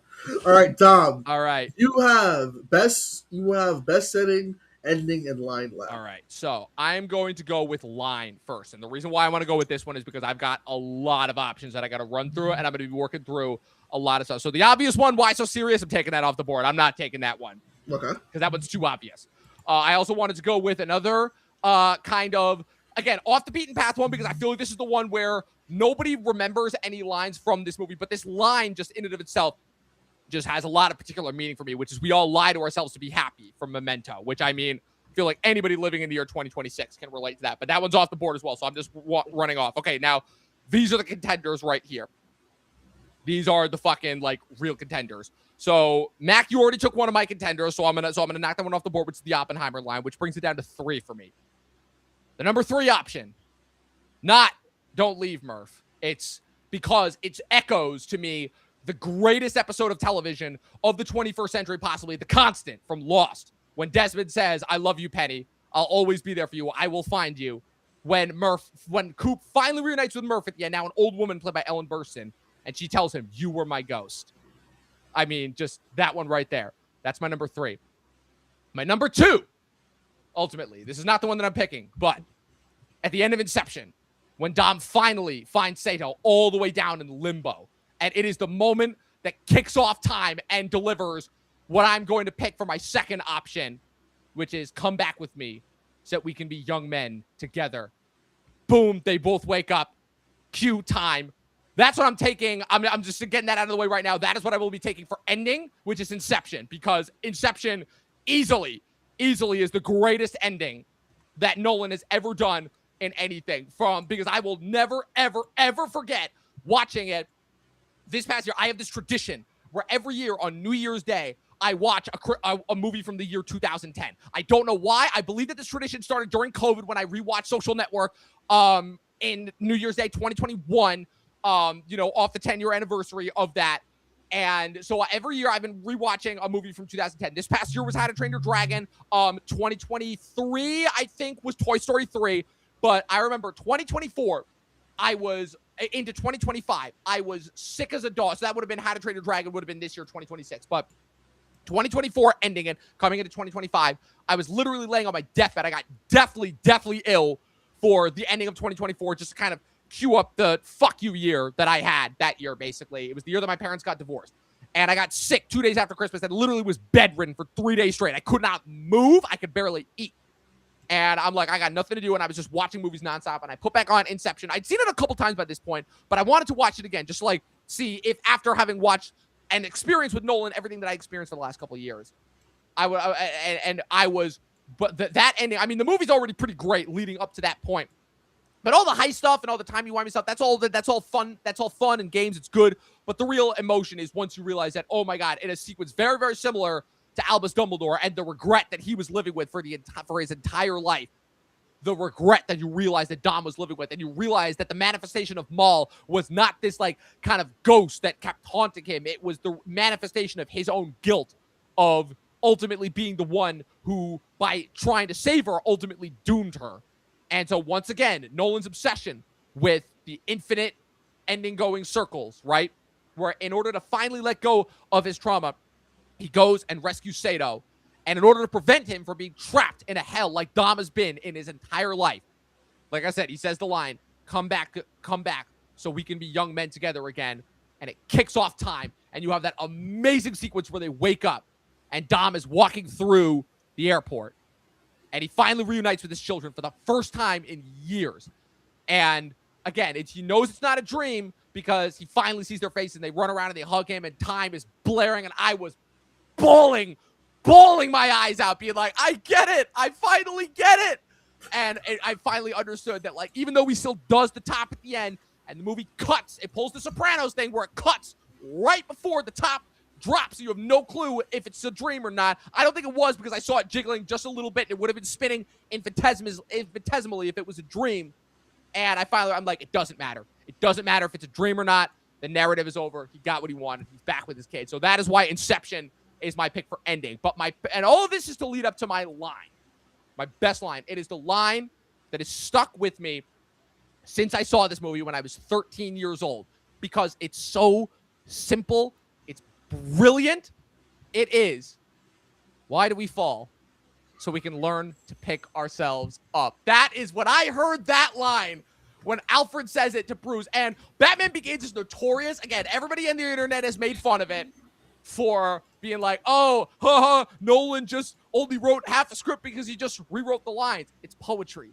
It rhymes. It's they're reiterating the theme. And just when he hits that, when Bruce is at his lowest, when he came back to Gotham, he thought everything was great, but it turned out that the guy who he thought he left for dead was still alive. You know, he left his business unfinished, and it came back to bite him in the ass. The darkest moment, Alfred, the surrogate father figure who raised him in the wake of the worst moment of his life and basically made sure that his life wasn't complete misery and pain, who was there for him through thick and thin from day one. Alfred is the true hero of those movies, and it helps that Michael Caine is playing him. That Michael Caine is playing him, and he is just so fucking good. And he reiterates the line that Bruce's father just said to him, just as a means of helping him get over that traumatic event when he fell into the pit with bats, that moment that kind of was the beginning of his trauma line. And he says to him, and it clicks with him, it's like, why do we fall? So we can learn to pick ourselves up again. And he's like, you still haven't given up on me. He's like, never. That line is stuck with me to this day. It's been 16 years since I first heard that line in 2010, and it's still hits me. Every time I'm feeling down, every time I'm feeling low, I just run that back through my head, and I'm like, okay, let's go. Let's kick ass. And yeah, it's that has to be my line. Why do we fall? So we can learn to pick ourselves up again. That was my backup pick, actually, was that line. That's a good I forgot about that line. Shit. Yeah. It hits home for me. Don't forget, you got me thinking about Batman Begins with the memes. Didn't one of the trailers have like a Nickelback song or like a probably, rock, but you know what? It doesn't matter. I need a hero to save me. That's Spider-Man. I know, fucking why not? It's both of them. I need a hero to save me. Oh, I'm boy. gonna stand here and wait. All right, Rod, what is your pick? You have You have best setting and best ending. I think Rod, you get 2 picks this round since I only have one. Since I Okay, only yeah. have All right, one Rod. left. All right, Rod. Pick out your last 2, setting and ending. I'll go ending first. Okay. This one's actually tough because Nolan. There's a lot of great endings to Nolan movies. I mean, we just talked about the ending to Oppenheimer, which is brilliant. Yeah. Inception's got maybe the most iconic ending of them all. Yeah. Or maybe I the was most gonna pick talked about. Oppenheimer initially, but then I started talking about the line, and I just started remembering time, and I'm like, no, I gotta pick Inception for my Nolan ending. But I'm gonna go with the ending / kind of cliffhanger with the Dark Knight. I'm gonna go with the Dark Knight for my ending. The definition of Batman is in those last 5 minutes. If you want to know who Batman is, just watch the last 5 minutes of the Dark Knight. Taking the fall for all the people that Harvey killed. First of all, proving that Joker, Mac, just going back to our Bane discussion of how he won. A lot of stuff because of Dark Knight Rises happens because of Joker and what he did in this movie and how he was able to break Harvey down into this legit Two-Face, right? But to conserve the what do they call him? Gotham's White Knight. Yeah, I just love that. The white Gotham's White Knight. I love that, and it puts Batman in hiding for what is it? What's the time? 8 8 years. 8 years. 8 years. I think it's powerful, and then Gordon's speech to his son. He's the hero Gotham deserves, but that's the one it needs right now. I love it, and then adding in the score for Hans Zimmer with Batman riding off, and riding not into the sunset, but into the night on his little motorcycle as he runs away from the authorities and goes into hiding for 8 years. It's powerful. And just that last line, he's the silent guardian, a watchful protector, a dark knight, and then the film just ends. It gives me chills. When the Dark Knight released in theaters a couple of years ago, I nearly shat myself. I was just like, God damn, this movie's still perfect. It is still perfect. And that ending, it is one of the best endings to a comic movie, maybe the best ending to a comic movie. I don't know. Endgame is probably my favorite still. But anyway, that ending to the Dark Knight is just it's iconic. It is so fucking good. So yeah, Dark Knight for ending for me. What's my other one, Mac? Best setting? Best setting. Shit. Okay. Oh wait. Oh, it's not taken. Good. Interstellar. There you go. Hey, yeah. I thought it was taken. All right. Excellent. Interstellar, just because. That's it. That's my explanation. No, just because. Figure it out. What's the Is Miller's planet Dom? Is that the wave planet? Is that the water planet? Yes, because the ice planet is man's planet. So yeah, it's Miller's planet is the water planet. Seeing this in IMAX, Dom, because you did get to see this in IMAX, right? Dom, you did eventually. Actually, I don't think I ever did. Oh shit! I never saw Interstellar in IMAX. I saw Oppenheimer in IMAX. Okay. I did not see Interstellar in IMAX. Okay, Mac, did you see Interstellar in IMAX?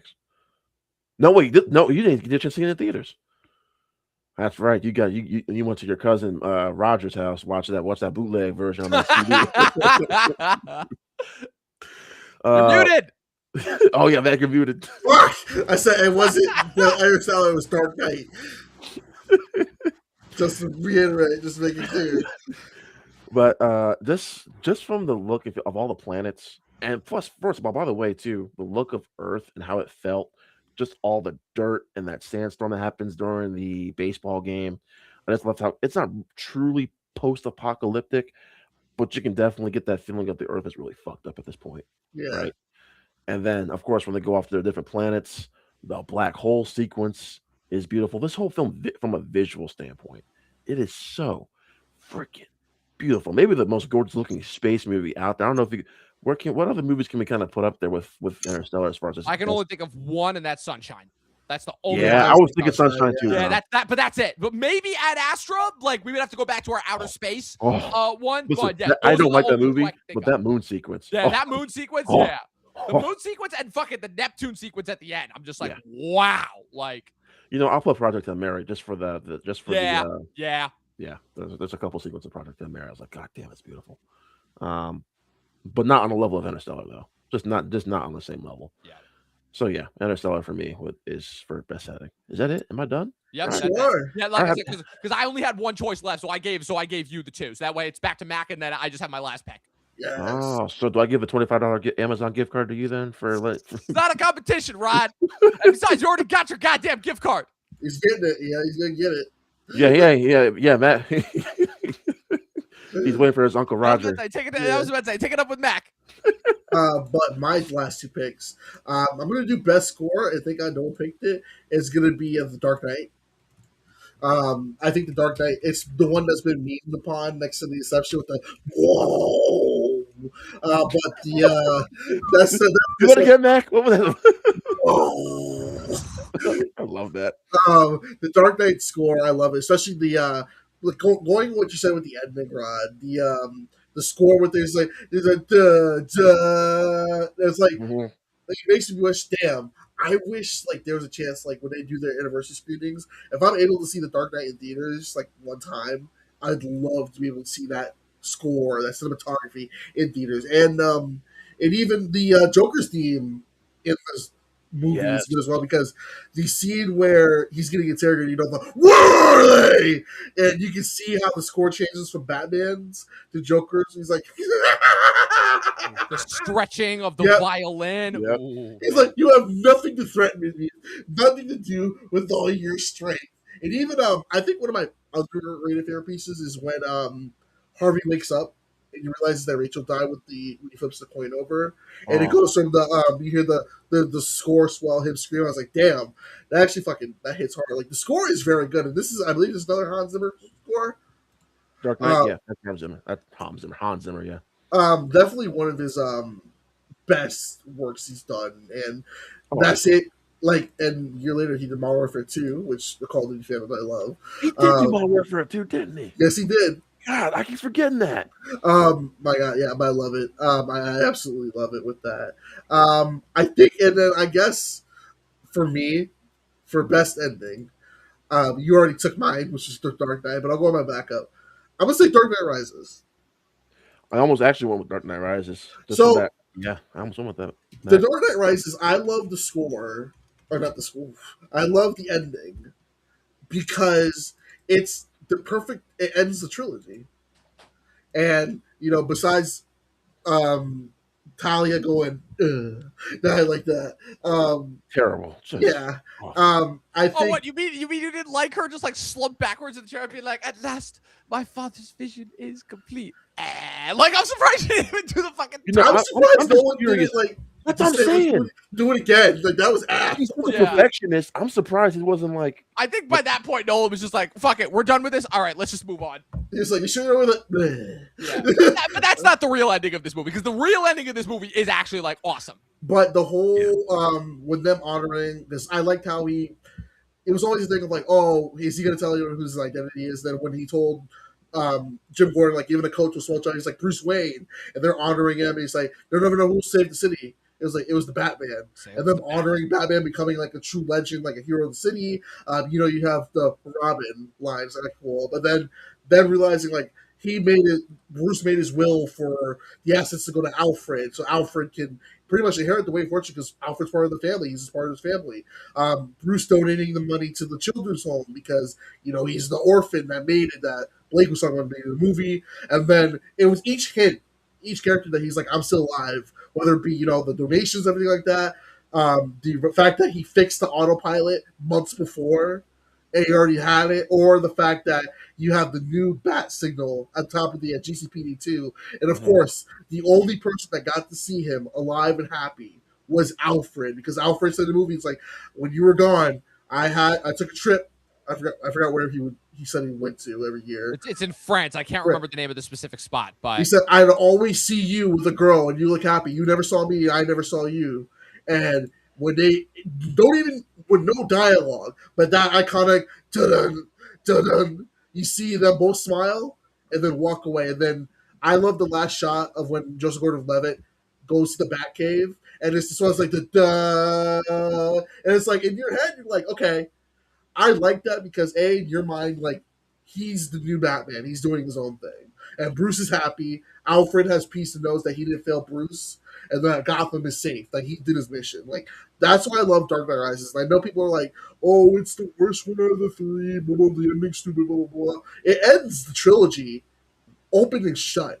Like there's no other way for it. No one's like, "I'm done. We're not touching this again." And that's why they've been playing catch up and trying to do this trilogy or do another Dark Knight, because the fact that this and the fact that like they wanted Christian Bale back as Batman when they did Man of Steel shows you they're like, damn, this is good. But I'm glad that we'll never get to see Nolan's Batman again, because I love how that story ended. And he's so good that even when they did that bullshit multiverse collapsing together at the end of the Flash, no, it's a fucking Nolan and Christian Bale was nowhere to be found, and I'm like, thank fucking God he stayed away from that bullshit, because ugh. God, that I rewatched the Flash and I completely forgot why. Why did you do that to yourself? Well, I was bored and I was sick. It was free on YouTube. Okay. I was like, not free on YouTube. Okay, there you go. That tells you everything you need to know. Yeah, the movies you watch when we're sick, I tell you. And I was like, I'm watching Inception. He's watching The Flash. I had like it doesn't matter our taste, but I had a fever like. I had like a feeling like, oh shit, that's right. I forgot all this terrible CGI. I was like, Supergirl, Superman. But listen, the Nicolas Cage Superman one was the best one. Like, that was the best. Like, but no, everything else was like, this is fucking gross. But yeah, Christian Bale was like, fuck you, you're not doing this with my Batman. I can just imagine Christopher Walken being like, I got a fever, and the only prescription is the Flash. There's a funny Christopher Walken story that I love. I forgot what movie they were filming, but he during the lunch break he stripped all his clothes off, he went to the golf course's lake, and he just stood there for the entire lunch break. And he came back to the set. He goes, for lunch, I was an alligator. I was like, what the fuck? One of my favorite SNL sketches where you literally just have like pretty much every SNL member all doing Chris Walken impressions in front of him. But I think like the biggest, because everybody else, like all the males, like Fred Armisen, Will Forte, Jason Sudeikis, Bill Hader, obviously, like you expect that from all of them. But then you see Amy Poehler come on and do hers, and she might have the best one of all of them. And I think that was probably like the funniest one. But Dom, your last. My last one. All right. So best setting. We've gotten all the obvious ones out of the way, and Memento and Prestige thankfully got their licks in. But I'm going to go with an unconventional one. I want to give a shout out to one of the little guys. So nobody drafted Dunkirk here. I'm not going to draft Dunkirk, but I just wanted to give a shout out to them, because when I was thinking about setting, right, I was thinking, I'm like, what is it? What Nolan settings outside of the obvious ones? You know, like I said, Los Alamos for Oppenheimer, outer space for Interstellar. I was originally going to go with the Dreamscape from Inception, but then I decided I want that to be my ending. Ooh, Gotham City, but we've already drafted all the big ones. So I want to go and I want to look at the little guys. Originally, I was going to do London, which is where Following takes place, his first ever feature film, which I guarantee you, I don't know. Have you guys seen Following? I have, yes. Okay. Oh, you have. Okay. So me and Rod have seen Following. So Rod, you know how awesome Following is, and like you understand like how Nolan eventually became like Nolan. That it all starts there. I didn't see his like little short that he did beforehand, Doodlebug, which actually came out the year that I was born. But I'm actually gonna go with an unconventional choice. I'm gonna go with the setting of Alaska from Insomnia, which again, like I said, I like to zag. I like to zag, especially since I pretty much got all the other picks that I wanted. You know, I got Interstellar for setting, I got the Joker, I got Inception for ending, Prestige for twist, Batman Begins for my favorite line. I got all of them. I got all the ones that I wanted. So I'm gonna zag here for Insomnia, which is where, again, Insomnia is the Nolan movie that is lost to time. Because, again, it came out before he became a big-name item, and because it's the only movie of his that he directed that he did not also write the script for, it doesn't have the Nolan flair. It comes off more as, like, this forgotten Al Pacino, Robin Williams, 90s thriller released in '02. It's a good movie. It's a solid movie. It's the least Nolan movie of it, but there was something about that setting and where it takes place in Alaska. It's something that True Detective Night Country tried and, in my opinion, miserably failed to do. But there's something about the fact that the movie revolves around Pacino is there in order to solve the case of some missing girls while at the same time he's trying to outrun a case where he killed a child molester in Los Angeles that his partner, played by Martin Donovan, who actually came back for a brief part in Tenet, is about to testify against him for. And then while they're pursuing the killer, played by Robin Williams in the woods, he accidentally shoots Martin Donovan. And while it is a tragic accident for sure, the fact that he shot the dude that was going to finger him back in LA causes the titular insomnia that he starts suffering. And once Robin Williams discovers this, he starts taunting him for it. And that's what creates the tension of the movie. And again, while it's the only movie that Nolan never wrote, you can see the threads there. Like, again, I'm like, this whole movie is the precursor for The Dark Knight. Like, we do not have The Dark Knight without this movie, because seeing the scenes between Pacino and Robin Williams, I'm literally seeing Batman and Joker, but played by Al Pacino and Robin Williams. And it is tantalizing to watch, to say the least. There's a sequence on the boat that is unbelievable, to say the least. But there's something about the Alaskan setting and the fact that, again, you will have certain parts of the year where it is 24 hours of day, and there's other parts of the year where it is 24 hours of night. And the fact that Pacino cannot fucking sleep, it is just, it feels like an area that is just quite literally lost time, where because your body clock is off so much, you literally cannot tell where the end and where the beginning is. Again, all of Nolan's themes, he has come back to the and goes through the same themes over and over and over again, just in different ways. And there is a reason why this is just as crucial a part of the filmography. It's the one that's forgotten, but I think it should be remembered for those specific reasons. And so that's why I'm going with Insomnia for my setting, the final pick of the Nolan draft.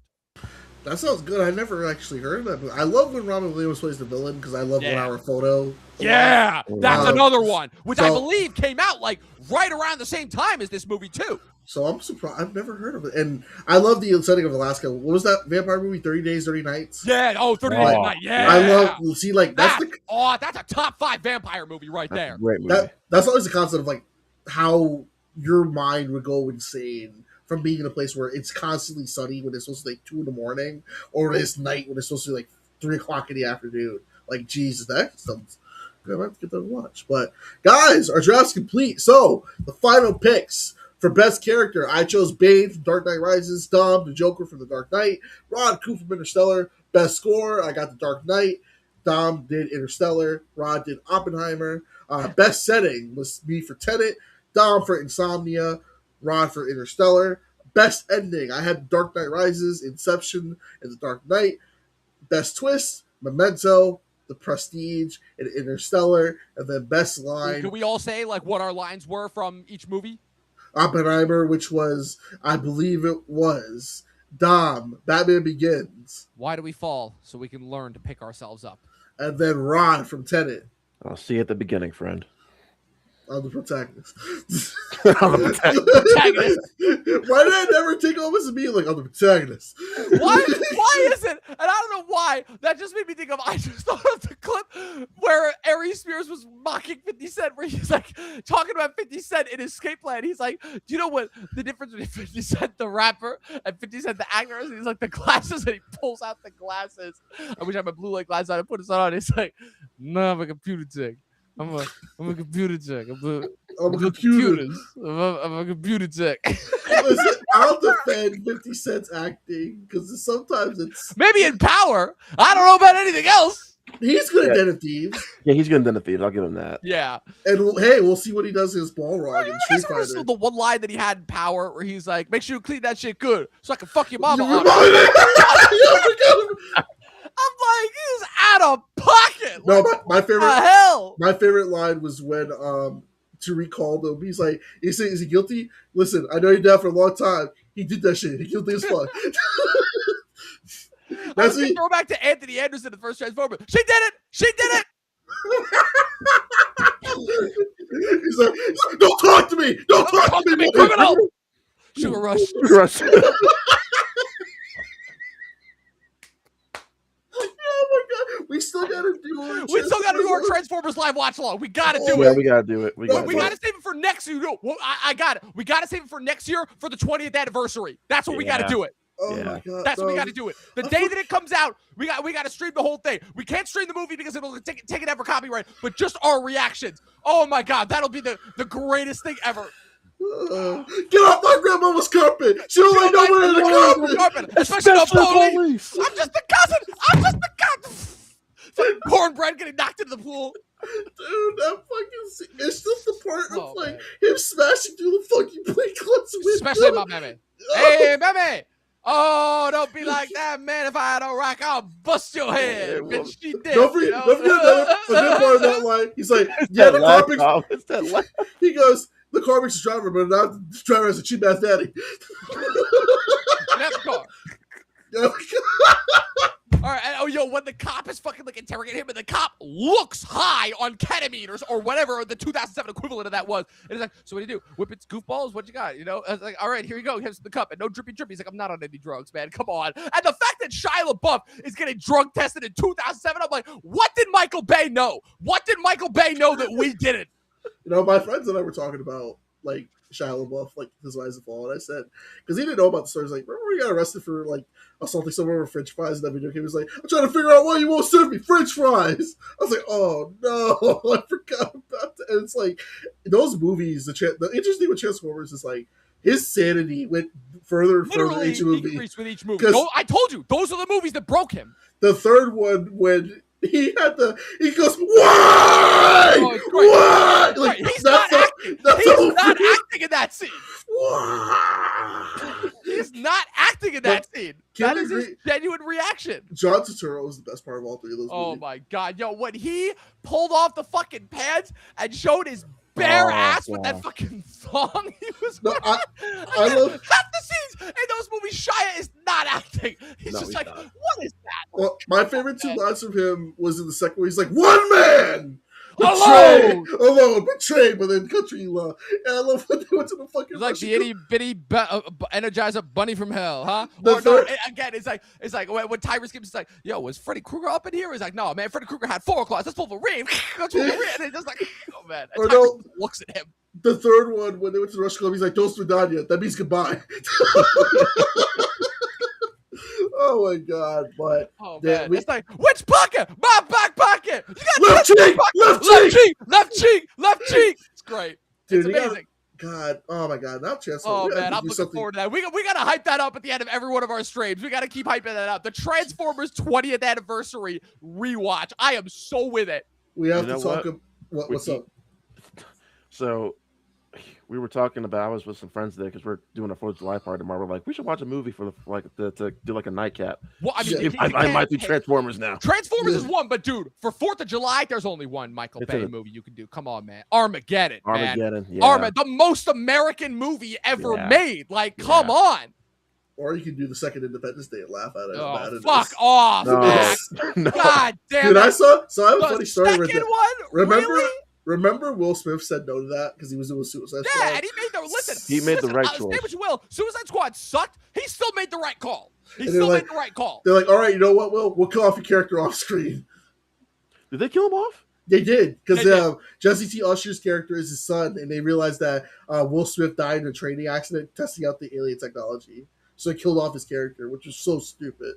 Yeah, killed him off. Yeah, I believe this. The man who survived an alien invasion died in a training accident. Yeah, okay. Yeah, it's like they killed off Will Smith's character, and then they killed off President Whitmore, who gave the greatest speech of all time. They gave that pitiful excuse of him trying to do the speech and then failing in the second half. And then when that happened, I'm like, fuck this movie. This movie sucks. And then they typed up a sequel. They're like, so where do we go? Because they had like different alien queens. Like, we're gonna kick some serious alien ass. Never happened.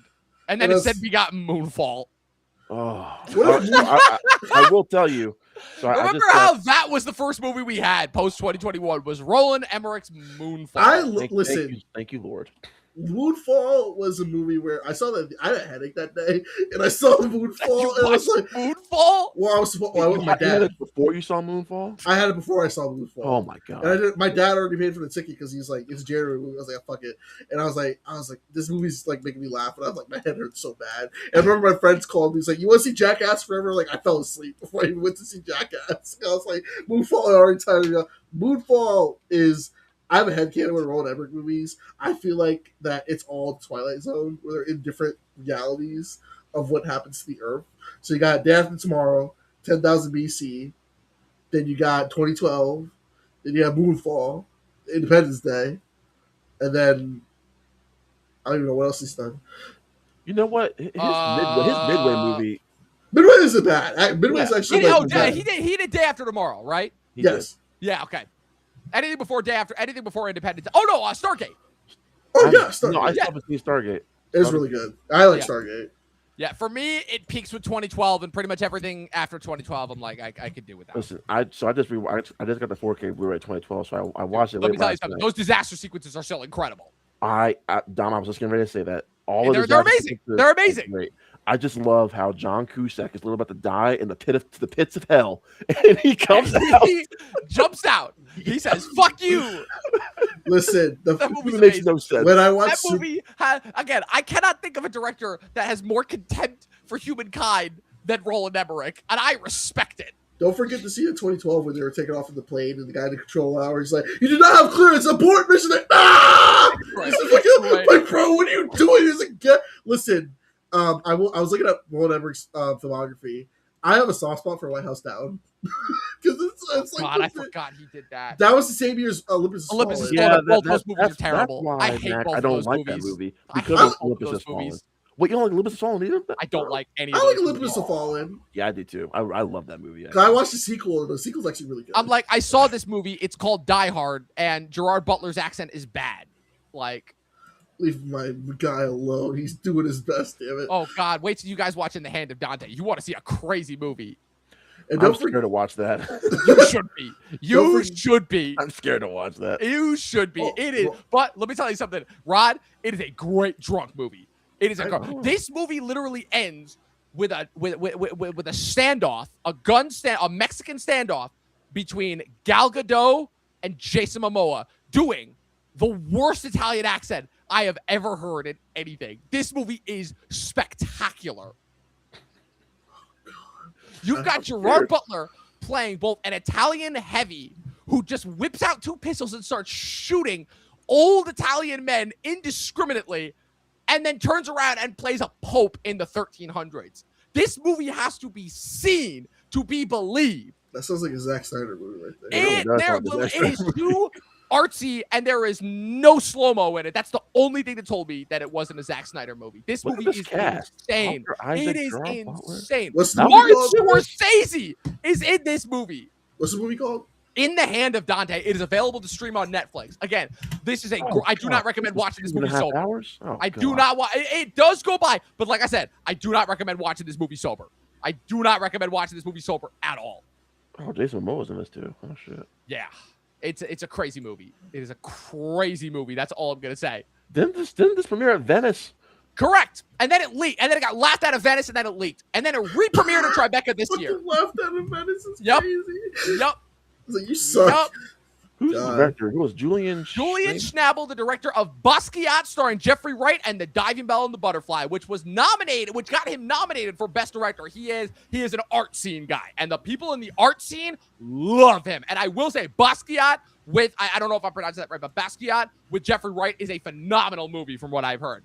This not so much. Gotcha. But it's all about Dante and the epic art of the divine comedy and have we sinned in this life and what is it? It's a bunch of nonsense. It's a bunch of nonsense is what it is. And, I mean, the fact that it says that Johnny Depp's production company had acquired the rights to it all the way back in 2008. Yep. So this film has been in production for almost like 17 years. It's been in production for a long time. Jesus. For a long time. Yeah. All right, guys, I got to bounce only because I actually have another stream coming up right after this that I got to prep for. But this has been an absolute blast. I love you guys. I cannot wait to see what the next one is going to be. Rod, I'm sure. Mac. Oh my God, I did it again. God damn it. I know. It's not good. It's not good. I'm really tired. It's been a long day. But Mac, I cannot wait to see what the next one of these is going to be. I am also, the invite goes out to both of you guys that come up for my birthday stream as well. I don't know if I'm going to have it on the Sunday before my birthday or on my birthday itself, but both of you guys have the invite as well. Where's your birthday? August 17th. Okay. August 17th. So that's a Monday, but then the Sunday before the 16th. I'll be getting back from France that Saturday, the 15th. So I'll have that Sunday and that Monday as well. So Okay. whichever one of those 2 days I end up doing the big birthday stream for, you guys are more than welcome to hop on. Oh yeah. Bet. All right. You guys know where to follow me. I will see you guys when I see you. Later, Dom. Later, Dom. But all right, Rod, I guess we should probably end the stream ourselves. Rod, where can the good folks find you at? The Infinity Film Podcast, where you can find myself and my good friend, Mr. Benjamin Saunders. Mac, this week, or this Sunday, I should say, we are going to post our next episode all about the first half of 2026. 1.5 is big. I don't know why I said it like that. I don't know what the fuck I was like. 1.5 is big. I don't know. It sounded better in my head than when it came out. Oh, it's oh boy. But yeah, we talked about our favorite stuff in the first half of 2026, as well as everything regarding Supergirl and why people need to just calm down about firing James Gunn. Just relax. Did you see Supergirl? I have, yes. Is it like so? When my dad were like, "We're gonna see a movie next week," I said, "Why don't we see Supergirl?" So I was like, "We're not watching Minions." He's like, "I've heard it's bad or good." I was like, "I think people are overreacting. Are people overreacting that this movie's bad?" Yes and no. Okay. There are aspects of this movie that are absolutely atrocious, um, but I do not think it is the worst comic book movie ever made. I do not. I do think, Mac, that people are already calling for James Gunn's head, and I think that's a little bit of an overreaction there. Yeah. Like, he's made some questionable decisions for sure, and I think fair or unfair, Mac, he's going to be compared to Feige no matter what. Yeah. And I just hope that we can all just kind of relax, take a chill. Like my example, Mac, was okay. So let's not all sit here and pretend like Iron Man 2 and the Incredible Hulk didn't happen right after Iron Man. Let, Exactly. let's let's all just take a chill. Let's just take a chill pill and let's now. If Clayface and Man Tomorrow Mac are bad, yeah, it might be time to sound the alarm bells at that point.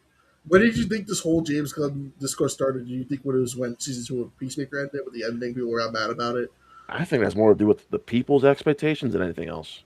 Like James Gunn didn't tell you there was going to be some now he did say there was going to be like some massive cameo or something in the finale, and I don't think I think the massive cameo was like one of the goons from Superman. It's like, oh, that was your massive cameo, so he did kind of hype that up, but he didn't tell you like it's going to be some action bang, thing. It was just it was very character focused, and for me, I appreciated that. Like I really enjoyed season 2 of Peacemaker.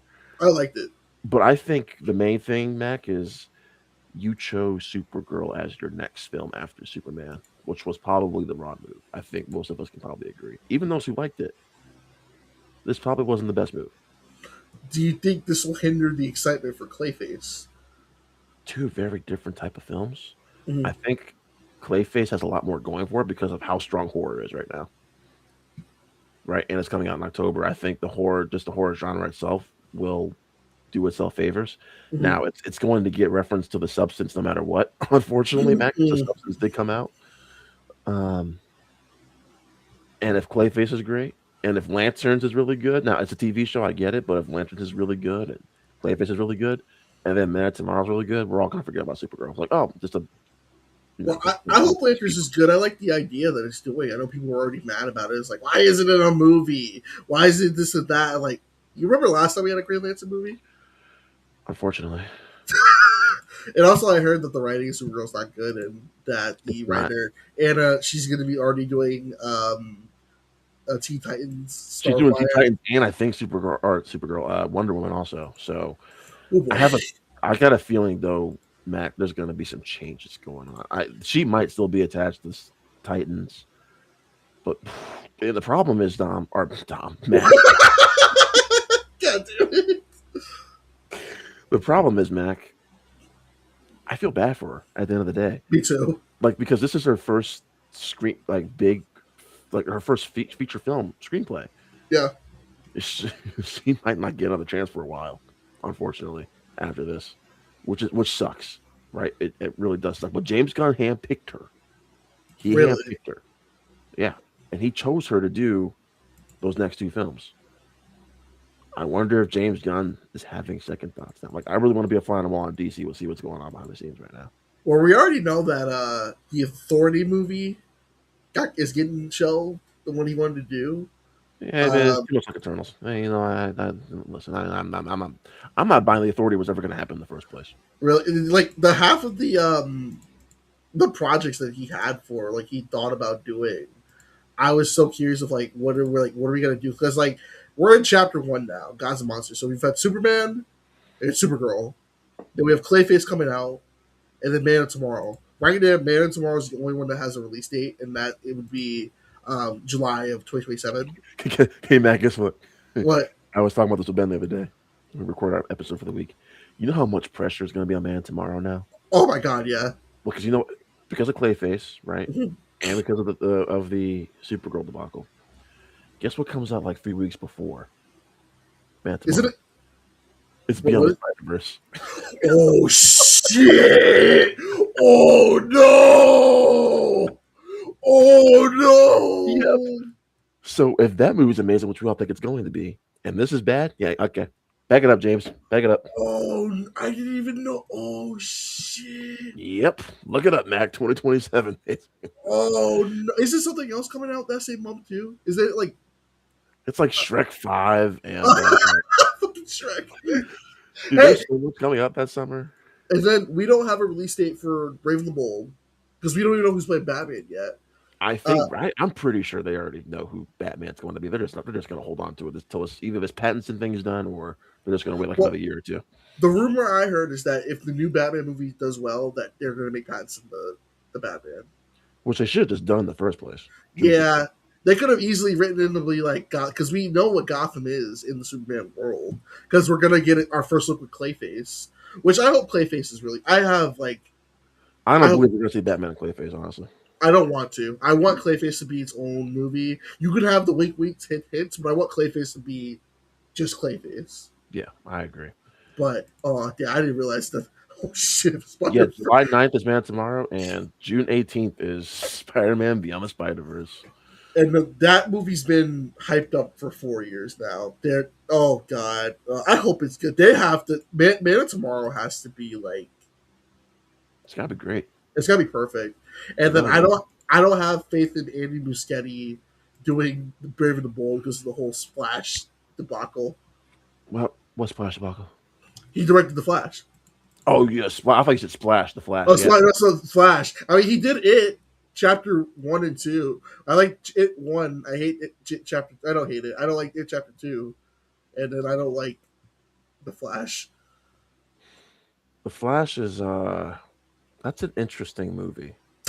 I watched that. We watched that on Max when it first came out because we didn't see that in theaters. You know, I had fun with the Flash. It's got so many problems though. And I think at the end of the day, I think there was already just people were done with DC because I think everyone kind of knew. Just the reboot was coming. Yeah. So I don't think I don't Dude, I don't think the Flash was. It could have been better. I don't think it was as bad as it made it out to be, but I do think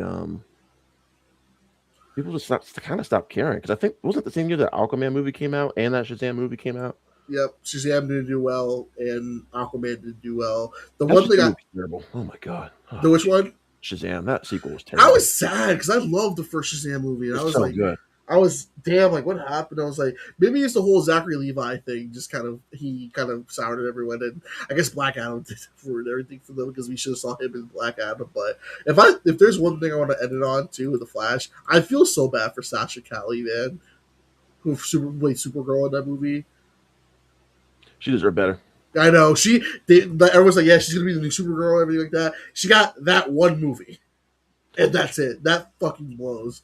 You know, what it reminds me of? It reminds me of the girl from Endgame who played Cassie. That she got recast. Oh no, that's right. Oh, that blows, dude. That fucking blows. I felt so bad for her. I don't think Marvel called her. I think they just recast the character. They pulled the Terrence Howard and just said you're done. Yeah, like, hey, thanks for your service for your 2 minutes of screen time in Endgame. We're going a different direction. We're gonna get the girl from Freaky. What's that? We're gonna get the girl from Freaky, and who's like a clone. Oh yeah. She Catherine Newton though. I don't know. She's an actress. She's hit or miss for me, man. I swear. I loved her in Freaky, but I hate Quantumanium, and I did not like Ready or Not 2. But I liked Abigail though. I liked. She did this movie in 24. It was Lisa Frankenstein. Oh yeah, I remember that with was one of the Sprouse twins. Yeah, it was that was really good actually. Okay. But yeah, she's hit or miss. They just added Ready or Not 2 on Disney Plus, and I kind of want to rewatch it just to see if maybe I changed on it or so. But I don't know because that movie was not. I did not like that movie at all. But I don't know. But you can find me on Matt Movie Reviews on Instagram, YouTube, and Twitch. I don't know when we're gonna be live, and we'll do something. Maybe we should do something for Spider-Man, like do a celebration of Spider-Man. Well, I know you and Kirsten and I think Dom are all coming on our podcast next month for our Doomsday prep. We're doing all of the Sony's films. That should be Fucking Madam Web. oh boy, that's You gonna know be a what? party. Actually, you know what I finally watched the other day? I fucking watched Craven for the first time. I still haven't seen Craven. I I can't get watched. I was like, oh shit, because this is the finale of Sony. They said we're done after this, and I was like, holy shit! No one watched this movie because I had no idea what was going on, and I felt so bad. I was like, damn, what happened? the most I've seen are like clips from YouTube. I'm like, I cannot get myself to watch this full movie, and I've seen every comic book movie ever.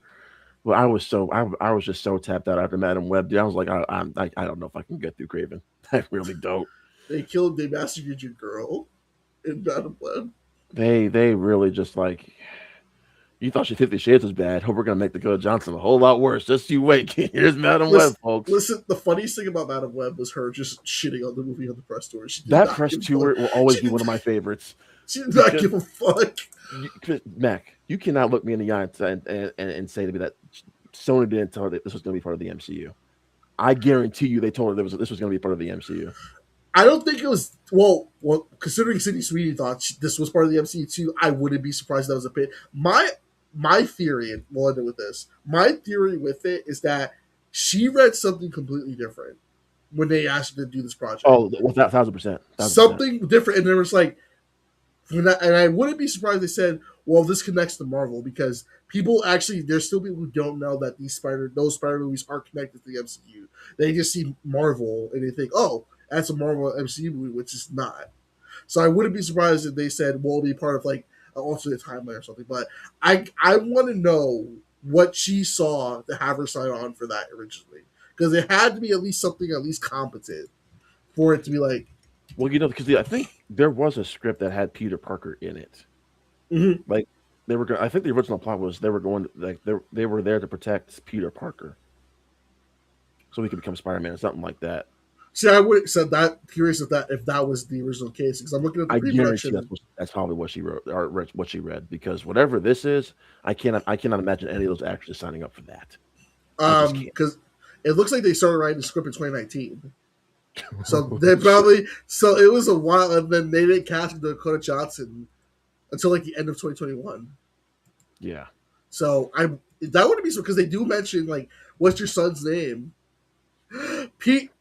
You can't say it. You can't say it. No, and it's Can't like say it. there's so many. Why was it taking place in 2002?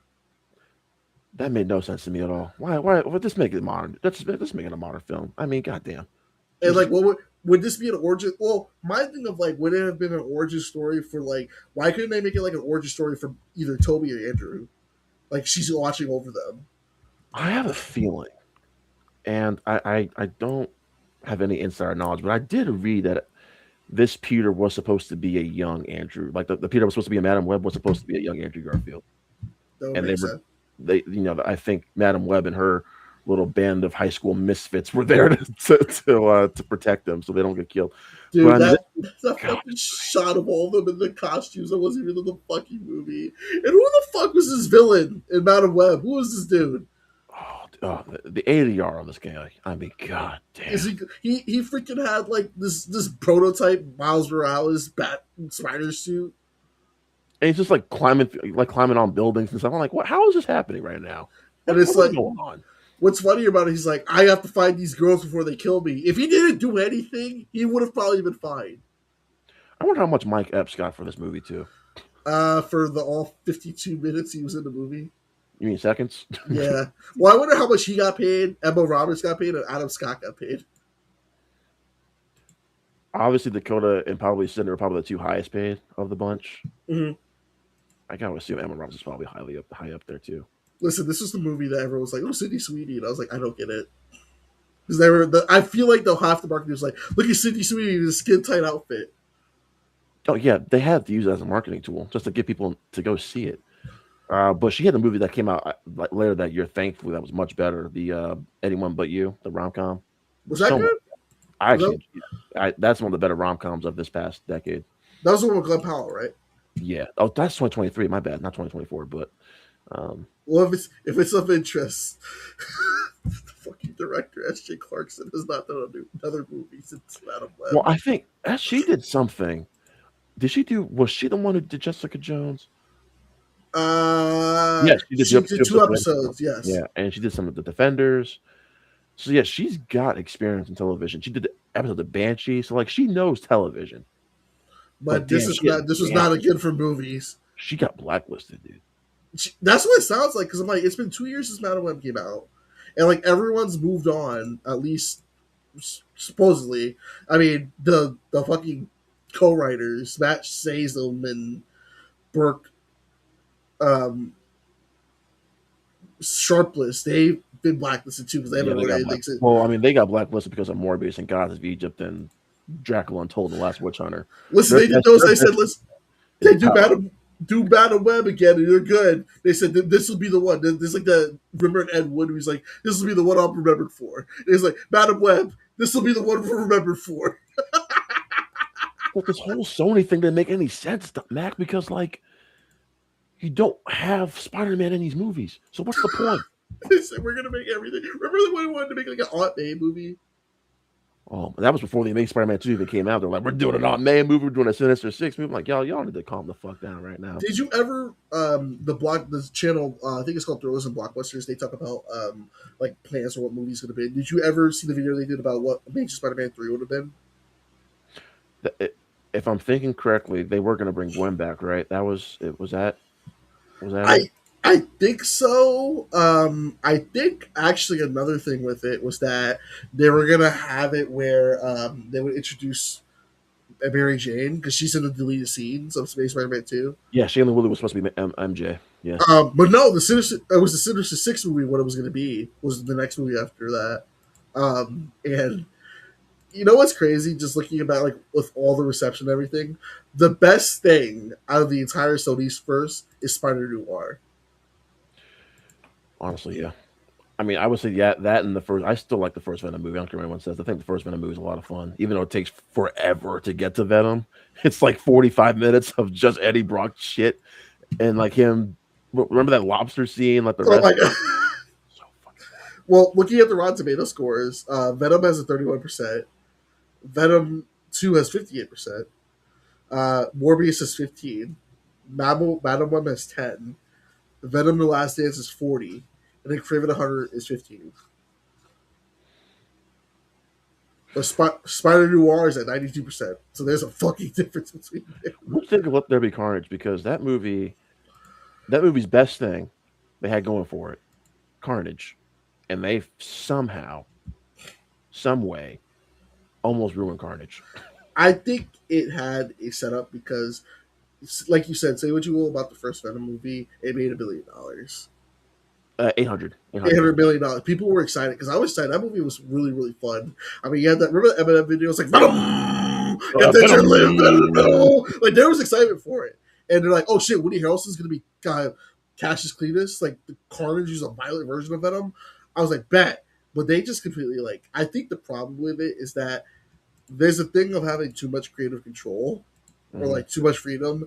I think they let Andy Serkis like go way too hard with like especially I think Tom Hardy getting in the story was what happened was like made it much more wacky and more comedic because I like the tone of the first Venom because if you think about it, it kind of is like a body horror type movie. Oh yeah, Because absolutely. they mentioned like, oh yeah, this parasite's slowly killing you, and it's like, nope, we're best buddies forever and stuff like that. But then like the second one, it's all goofy comedy. They're like breaking up and they're like a couple and everything like that. And like Woody Harrelson, like he's just completely wasted this movie. They said let's get a bigger name in this, and him as Carnage just does not work for me. It doesn't. I will say though, the highlight of the film itself was the besides the amazing post credits that turned out to be shit. Yeah, that's right. I forgot about that movie. Like they had that post credit scene so much, and then like it just became useless. And that.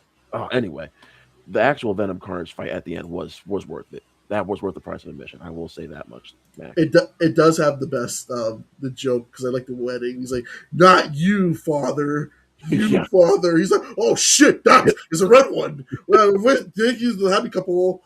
We are gone. Oh gosh, I do like too. It's like an hour and a half. It's so short. It's like all right, get Don't out. don't forget, you talk about the post credit scene with Venom 2 being useless. The post credit scene for Venom 3 is fucking useless because all it shows is that Venom symbiote is why I was like, we're never gonna see these characters again. And like the one thing we thought would hype up like the third movie or like within Spider-Man is that the symbiote could be put into the MCU. Yeah. But Sony is gonna keep these characters. That's the problem with like the whole Spider-Man Sony Marvel thing is that I feel like if Marvel can truly get their hands on all the Spider-Man characters, we could possibly have like Green Goblin been introduced. We could have had the Sinister Six already be set up because I feel like in an alternate timeline, the Sinister Six would have been the villains for the new Spider-Man movie. So I have a theory about the future of Spider-Man. Mac, I know, we're going way over here. Yeah, fuck yeah, I like talking about this. Why not? Um, a part of me feels like, and I talked about it with a couple people, Ben and others. Mm. I just feel like Tom's about to like legit move on Oh, he is. from Spider-Man because like every time he talks about like, passing the torch, all that, I'm like, because I really think I think Mac, he would have been done after No Way Home. I really do think he was. I think if they didn't come back to him, because they probably wrote him a big old check Yep. for a brand new day, and he probably, if they didn't give him like the whole, because he had influence on the script, things like that, and all this stuff. So if he didn't get those things, I feel like we wouldn't even be talking about Spider-Man every day right now. You I think really so? don't. I think this next trilogy, if there is going to be a trilogy, Mac, is going to be paving the way for Miles Morales. probably Miles, yeah. But I don't think they can do Miles until after they're done with Beyond the Spider-Verse. Well, that's another thing because I feel like if Tom's really done with Spider-Man after this, do you kill off Peter Parker in the Avengers movie and then set up for a new Spider-Man? No, if you're going to kill him off, don't kill him off. Make it in his own solo movie. But I don't think they're going to kill him off. One, we've already seen Peter die. I don't think we want to see that again. I do think they're probably going to do what they did in the video game for Spider-Man 2. Spoilers for that if you haven't played it. Have you played it, Mac? I don't know if I'm watching. I've seen parts of it. I never. It's free on that PlayStation. And I do want to play it, but I've seen. Did they make? How did that work in the video game? They effectively retire Peter and make Miles like pretty much the brand new Spider-Man. Like he takes a step back and decides to really focus on his relationship with MJ. And he's like, he just puts the trust of New York in the hands of Miles. I mean, I think it was the right move. And I think that's what's going to happen in the movies too, in the live action movies. well, they got to find Miles so they can do it, and then they just say set that up. Because I mean, why did you set up? What if there's a hit for Miles in this one? The brand new day. Because I have no. What the fuck is brand new day even going to be about? Because I'm so confused with this trailer. They have. I actually kind of like that, Mac. We're going to go in pretty blind here on what the plot is. But I do think that this it's probably going to have something to do with. I don't think Scorpion's the main villain. I think he's going to be one of the villains, obviously, but I don't think he's the big bad. Mm-hmm. I think it could be Tombstone because Tombstone's going to be in this, and we haven't seen. Oh, we got my boy from Black Knight. He's like, you big lip bug eyed that beheaded Nimrod. Like, whoa, that's not your line. He's like, curse is Black Lightning. So I could be Tombstone. I do think that there's a Jean Grey element here. You think that's who Sadie Sink is? Oh, I think that's the worst kept secret in the world right now. They're like, she's Jean Grey. If she's not Jean Grey and she's somebody else, I'm gonna feel really stupid. But I do think she's playing Jean Grey. She's Rogue. That would be so fucking funny if she was Rogue. No, fucking fun fact. She's like Black Cat. Like Jubilee. Yeah. Make her like the worst fucking X-Men character. Jubilee! What's up? Hey, no, she's Kitty Pryde. Oh, that would piss. You want to piss off the Marvel fan base. I don't get, what is the hype around Sadie Sink with Spider-Man? Like, what's the? I never got the hype around it. I think it's just because we don't know who she's playing. Mm-hmm. But I think, well, we don't know, right? We don't know. But it's just that, first of all, she took the role without even auditioning or reading the script. She just flew to London and started shooting. Hey Mac, white privilege right there, my friend. I was like, when I read that, I was like, the fuck? Like, what? But do you think we're gonna get any big cameos? Like, people like kind of hyping up like what cameos we get because we already know Hulk and Punisher in the movie. Is there anyone? Apparently, Yelena's in this. She's probably gonna be the big cameo as Yelena. Because I feel like you can't top Andrew and Toby. No, they put themselves in the corner where no cameo will ever be as big as those two. But they weren't even No. cameos; they were legit supporting characters in that movie. Um, What so do we they get the kind of, Fantastic Four? what do I think about it? What I say? What do we get the Fantastic Four cameo? Because they're in the space. Oh, I would love that so much, but I don't think because I think if I'm not mistaken, Mac, this movie takes place like a year before Doomsday. If I'm not mistaken, So in that timeline, the Thunderbolts would have just probably been started because Thunderbolts takes place 6 months after everything, right? Thunderbolts takes place a year after Captain America: Brave New World, and then another time jump 14 months to Doomsday. So Brand New Day is going to take place within those 14 months. And then that's when Daredevil's in jail because everyone thought that Daredevil would have been in this movie, but he's in prison. I am so curious how Daredevil Born Again season 3 is going to address anything that happens in Doomsday, if it does at all. Because It's like we were in prison in this account. that's what I'm saying. It's like because something Oh, tells me. what if we get Luke Cage cameo in Spider-Man? I want a Luke Cage cameo so bad. I don't think we're going to see any of the Netflix characters in this movie Why, fucking bitch? because Sony's stupid. That's true. That's true. Sony's like, who? What? There's a better chance we'll see Michael Keaton again before we see Luke Cage or Jessica. Where is Michael Keaton? No, he's in the Sony verse. He's like, we should team up and find. They're looking for Spider-Man. Him and Has something to do about that Spider-Man. One of the worst fucking cameos ever is just like ADR Michael Keaton is like, hey, can you just record into this microphone and just talk to Jared Leto about like. And the thing is, like, I remember Morbius trailer. It had the Spider-Man poster, but it was Tobey's Spider-Man. Yeah. It was like, what the fuck are y'all doing? But I don't know. I'm excited for Brand New Day. I hope it's. I am too. I hope it's good. I just know no way. It's not gonna. It's gonna make $1 billion. First of all. Oh, this movie's gonna make $1 billion pretty quickly. Like it's supposed to break 250 that opening weekend. I will ask you one more thing about it too. Then we're done. Yeah. How do you think the Punisher's character is going to be handled? Because that's one fear that people have kind of had with it. I don't think they're going to water him down as much as we all think it is. I think they're going to probably find a creative way to kind of jump around the cursing of Frank. But I still think he's probably going to mow down a whole bunch of people still. You think they're going to... Because did you watch the special? Yeah, I got to tell you, Mac, to me, it wasn't worth watching. I liked it. I just think... You know what it is, Mac? And Ben and I both agree on this. I want to get your take on it. Okay. To me, that special is for people who didn't want to watch the first 2 seasons of The Punisher or any stuff in Daredevil. Yeah. Yeah, honestly. I mean, yeah, because I know people were like, I love the Punisher show. I like the show. I didn't watch him in Daredevil, so my first experience with him was the Punisher show. Mm-hmm. And I liked it. I felt like, in a way, I felt like it was more of a goodbye to the character in the TV realm because I feel like we probably won't see him after Spider-Man because I think John Bartholomew is done. I think we'll see him because I think he's going to come back in season 3 of Daredevil. He is. Yeah. But I feel like there was more to tell with that story. Like I felt like, oh, he's back. He's like fully embracing. That was one thing about it was just like, oh, he's fully embracing being the Punisher. Even though we saw that at the end of season 2 with him fully embracing being the Punisher. But then we saw him in Born Again being like a broken man and like all like I don't want to do this anymore. So he has to go through that struggle of becoming the Punisher again, which I was like, oh, okay, we're gonna do this again, and like it kind of leaves it open ended because it's like, did he ever survive the bounty? Did he get back at the mafia people that put it on him? And I don't know. I still think there was a lot. I like the idea of it because if you think about it, it felt like a very like a PTSD version of Frank Castle dealing with everything of him like. You know, just like I don't want to do this anymore. I thought there was a unique take on it. Yeah, it's just I feel like we kind of covered that ground already and other stuff. So I think so this was basically like,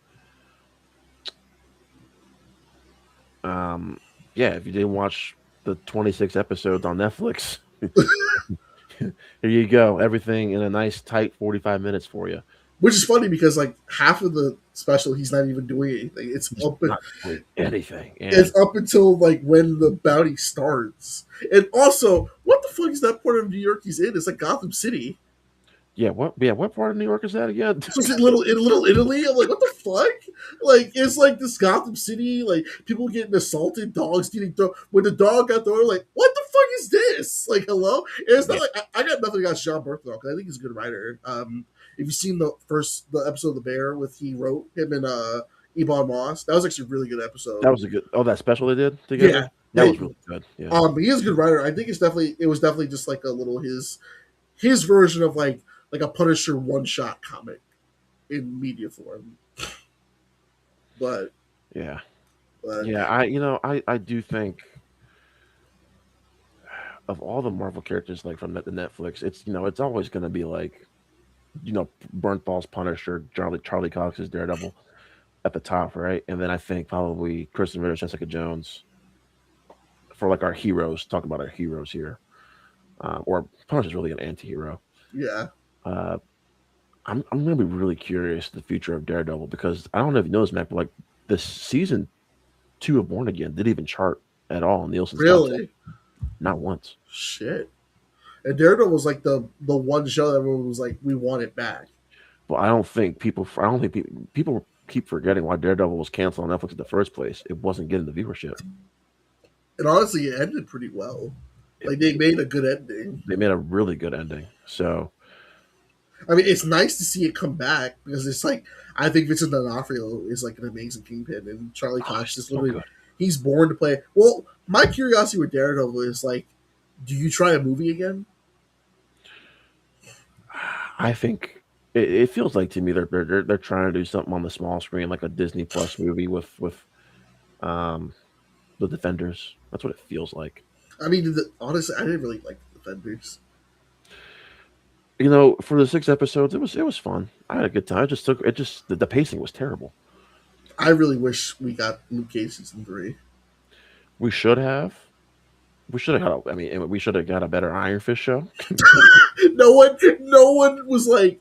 Everyone talking to Iron Fist. They're like, yeah, I hated the first season. They're like, and everyone's like, the second season isn't bad. I don't want to watch it.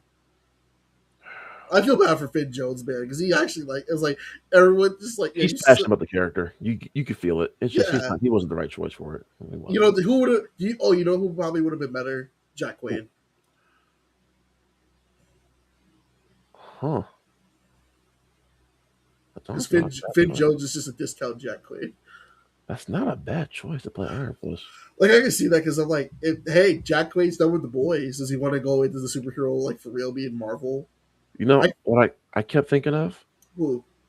Alden Ehrenreich. Ever since I saw Solo, I don't know why. Alden Ehrenreich and Iron Fist kind of went hand in hand for me. I kind of thought about Alden Ehrenreich a little bit. I feel like Alden, like a lot of these actors, when you get the X-Men, what if Jack Quaid could be like Iceman? Yeah, Jack Quaid's come to the MCU at some point. Mm-hmm. I think we're gonna see because I think Charles Milton's supposed to be playing Beast, or he could Really? play Beast, which I love. That's a good choice actually. Play Dude, Beast.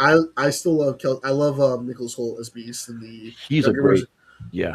But I have a soft spot for Kelsey Grammer as fucking Beast. I do too. Like he's not the problem with X-Men 3. I mean, So. that movie is God. What's the problem? The fact that you have a director who left halfway to go do a Superman movie that no one remembers, or the fact that you try to do one of the most iconic comic storylines and you still fuck up. I hope Marvel doesn't even attempt to do Dark No, Knight. they're gonna do it. I know they will. They're going to do it. Just not for a while, please. You know, Feige's legit an X-Men fan. He's been wanting to bring in the X-Men for a year. That's why I don't think he's left Marvel yet, because I think he wants to do the X-Men and then get out of town. He's like, he wants to do Dark Phoenix. He wants to be the one like, I did Dark Phoenix the best. And like, you know he wants that title. You know he wants that. Let's not do Dark Phoenix and let's do something else. Well, if I'm not mistaken, I think he actually was a producer on The Last Stand. Oh God, Last Stand. I hope that Doomsday fixes Cyclops in the live action form because I'm so glad that the X-Men 97 came out because I always said that Cyclops is a great character and that fixed his character for a lot of people. I hope that James Marsden gets to be like a competent Cyclops because I feel so bad because Hugh Jackman's Wolverine fucking overshadowed him all the hell. Well, that movie was a mess just from the start. I'm trying to see. Well, that was 2006, right? Yep. Yeah, no, he wasn't a producer. I could have swore he was some type of producer on X on the Last Stand. I He thought he's was an executive producer. Yep, wow. Who directed that movie? Brett Ratner. Brett Rat. Ooh, oh no! Oh no! Oh no! Him and Brian Singer are problematic. What are the odds? Oh boy. If you do you think that movie would have worked if Brian Singer did stay on instead of doing Superman? Because I feel like we all lost because both those movies weren't I that think good. the entirety of not the entirety, but Marvel could look different if Brian Singer had stayed around to do X on the Last Stand. You think so? I think that movie would have been better. Well, who knows though, because Brian Singer's Superman Returns is not that great either. So I fell asleep during that movie when I saw it. well, they did the one thing that they weren't supposed to do: make Superman. They made Superman boring as hell. They made him emo. They made him even. I will say like the Superman stuff we got is just so bad. Like he's getting beat up by like random street thugs, and I get it as like kryptonite all over that little what was it? That Oh, place, the that rock little crystal planet. crystal thing. Yeah. Yeah. The only thing I remember from that movie was the Burger King had some cool toys with it, like the Daily Planet was like Superman's back and like some cool stuff like that. And the only thing I remember is that the one marketing shot was when the bullet shot him in the eye and it bounced off. Yeah, that was supposed to be like the money shot, and I was like, "This is lame." I feel bad for because I don't think Brandon Ralph, if he got a better script, he could have actually been like, he is not the problem with Superman. no, I liked him in the cameo did for the CW, and like I always saw Superman Returns as like the continuation of Christopher Reeve Superman because he really does look like Christopher Reeve, and it's kind of scary, like a little bit. He does. And actually, that's kind of what I thought. I was like, hmm, I see it, and I understand the kind of the vision Brian Singer was going for, but he was the wrong choice to direct this movie. Yeah, Absolutely. who was the lowest in that movie? Kate Bosworth. What is she known for? Nothing. Okay, making sure. And then Lex Luthor was Let's see what Wikipedia says. and don't forget Lex Luthor was Kevin Spacey. Wrong. Listen, I know we can't really talk about Kevin Spacey in a good light these days. I thought he was a good Lex Luthor. He's a great Lex Luthor. All right, he really was. So, I mean, better than Jesse Eisenberg. So, That was just Mark Zuckerberg. he really was just Mark Zuckerberg. Like Superman Returns is oh god, it should have been better because it was supposed to be like the return on like I wonder what the sequel would have been like if they got greenlit.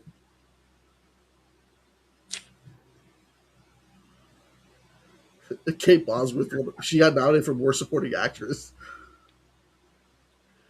Oh, and then they had this whole plot in here about that being his kid. Superman's Oh, that's kid. right, yeah. I'm like,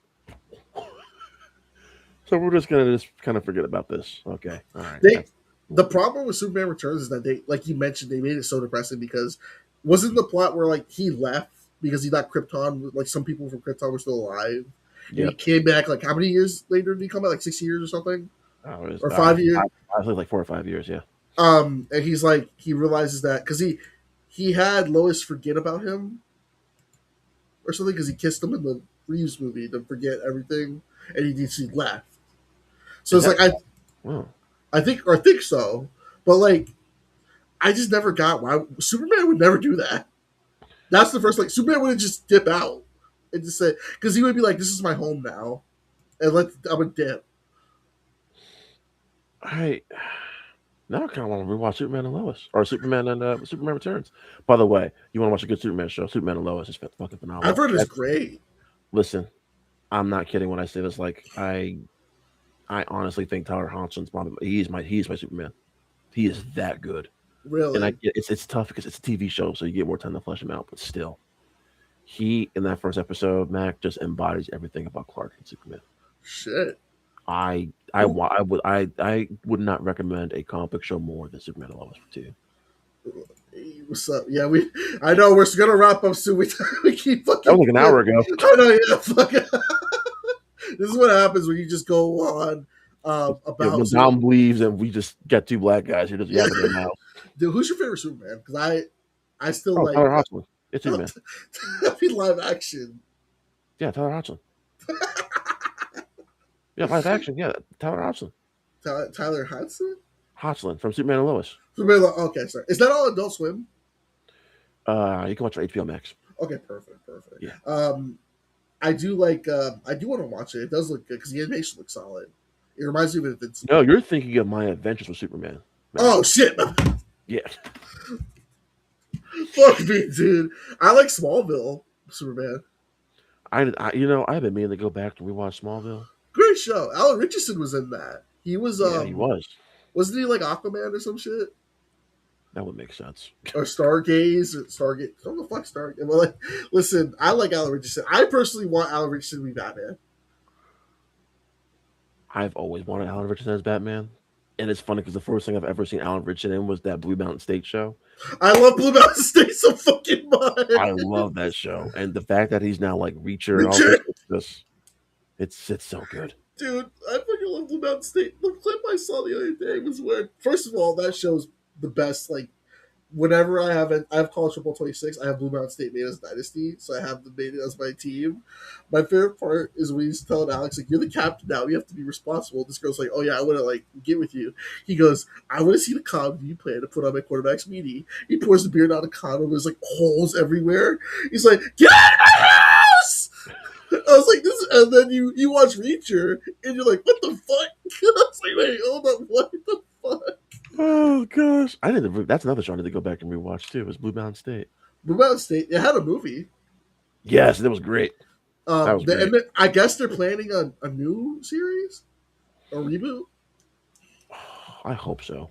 I want more Blue Mountain State.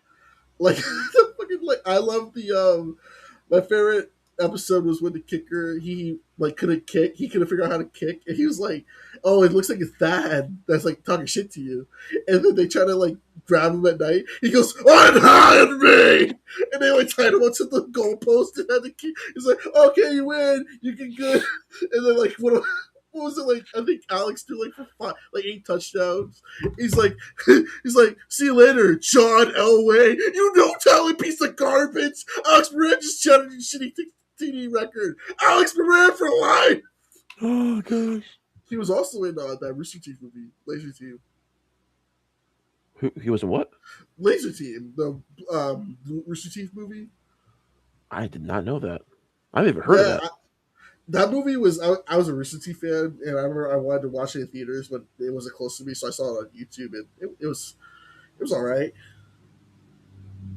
But let me see. What's it called again? Laser Team.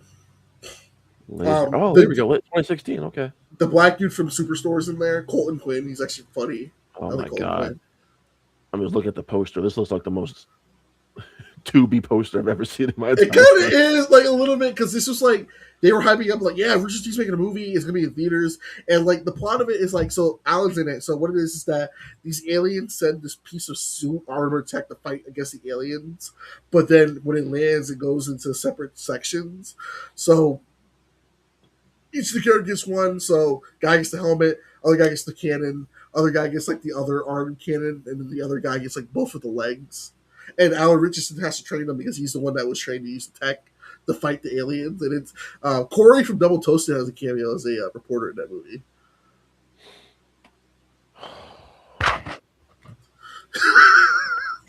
End the stream. Okay. All right, y'all. Have a good 4th of July. We will see y'all next time we're live. Peace. What the hell?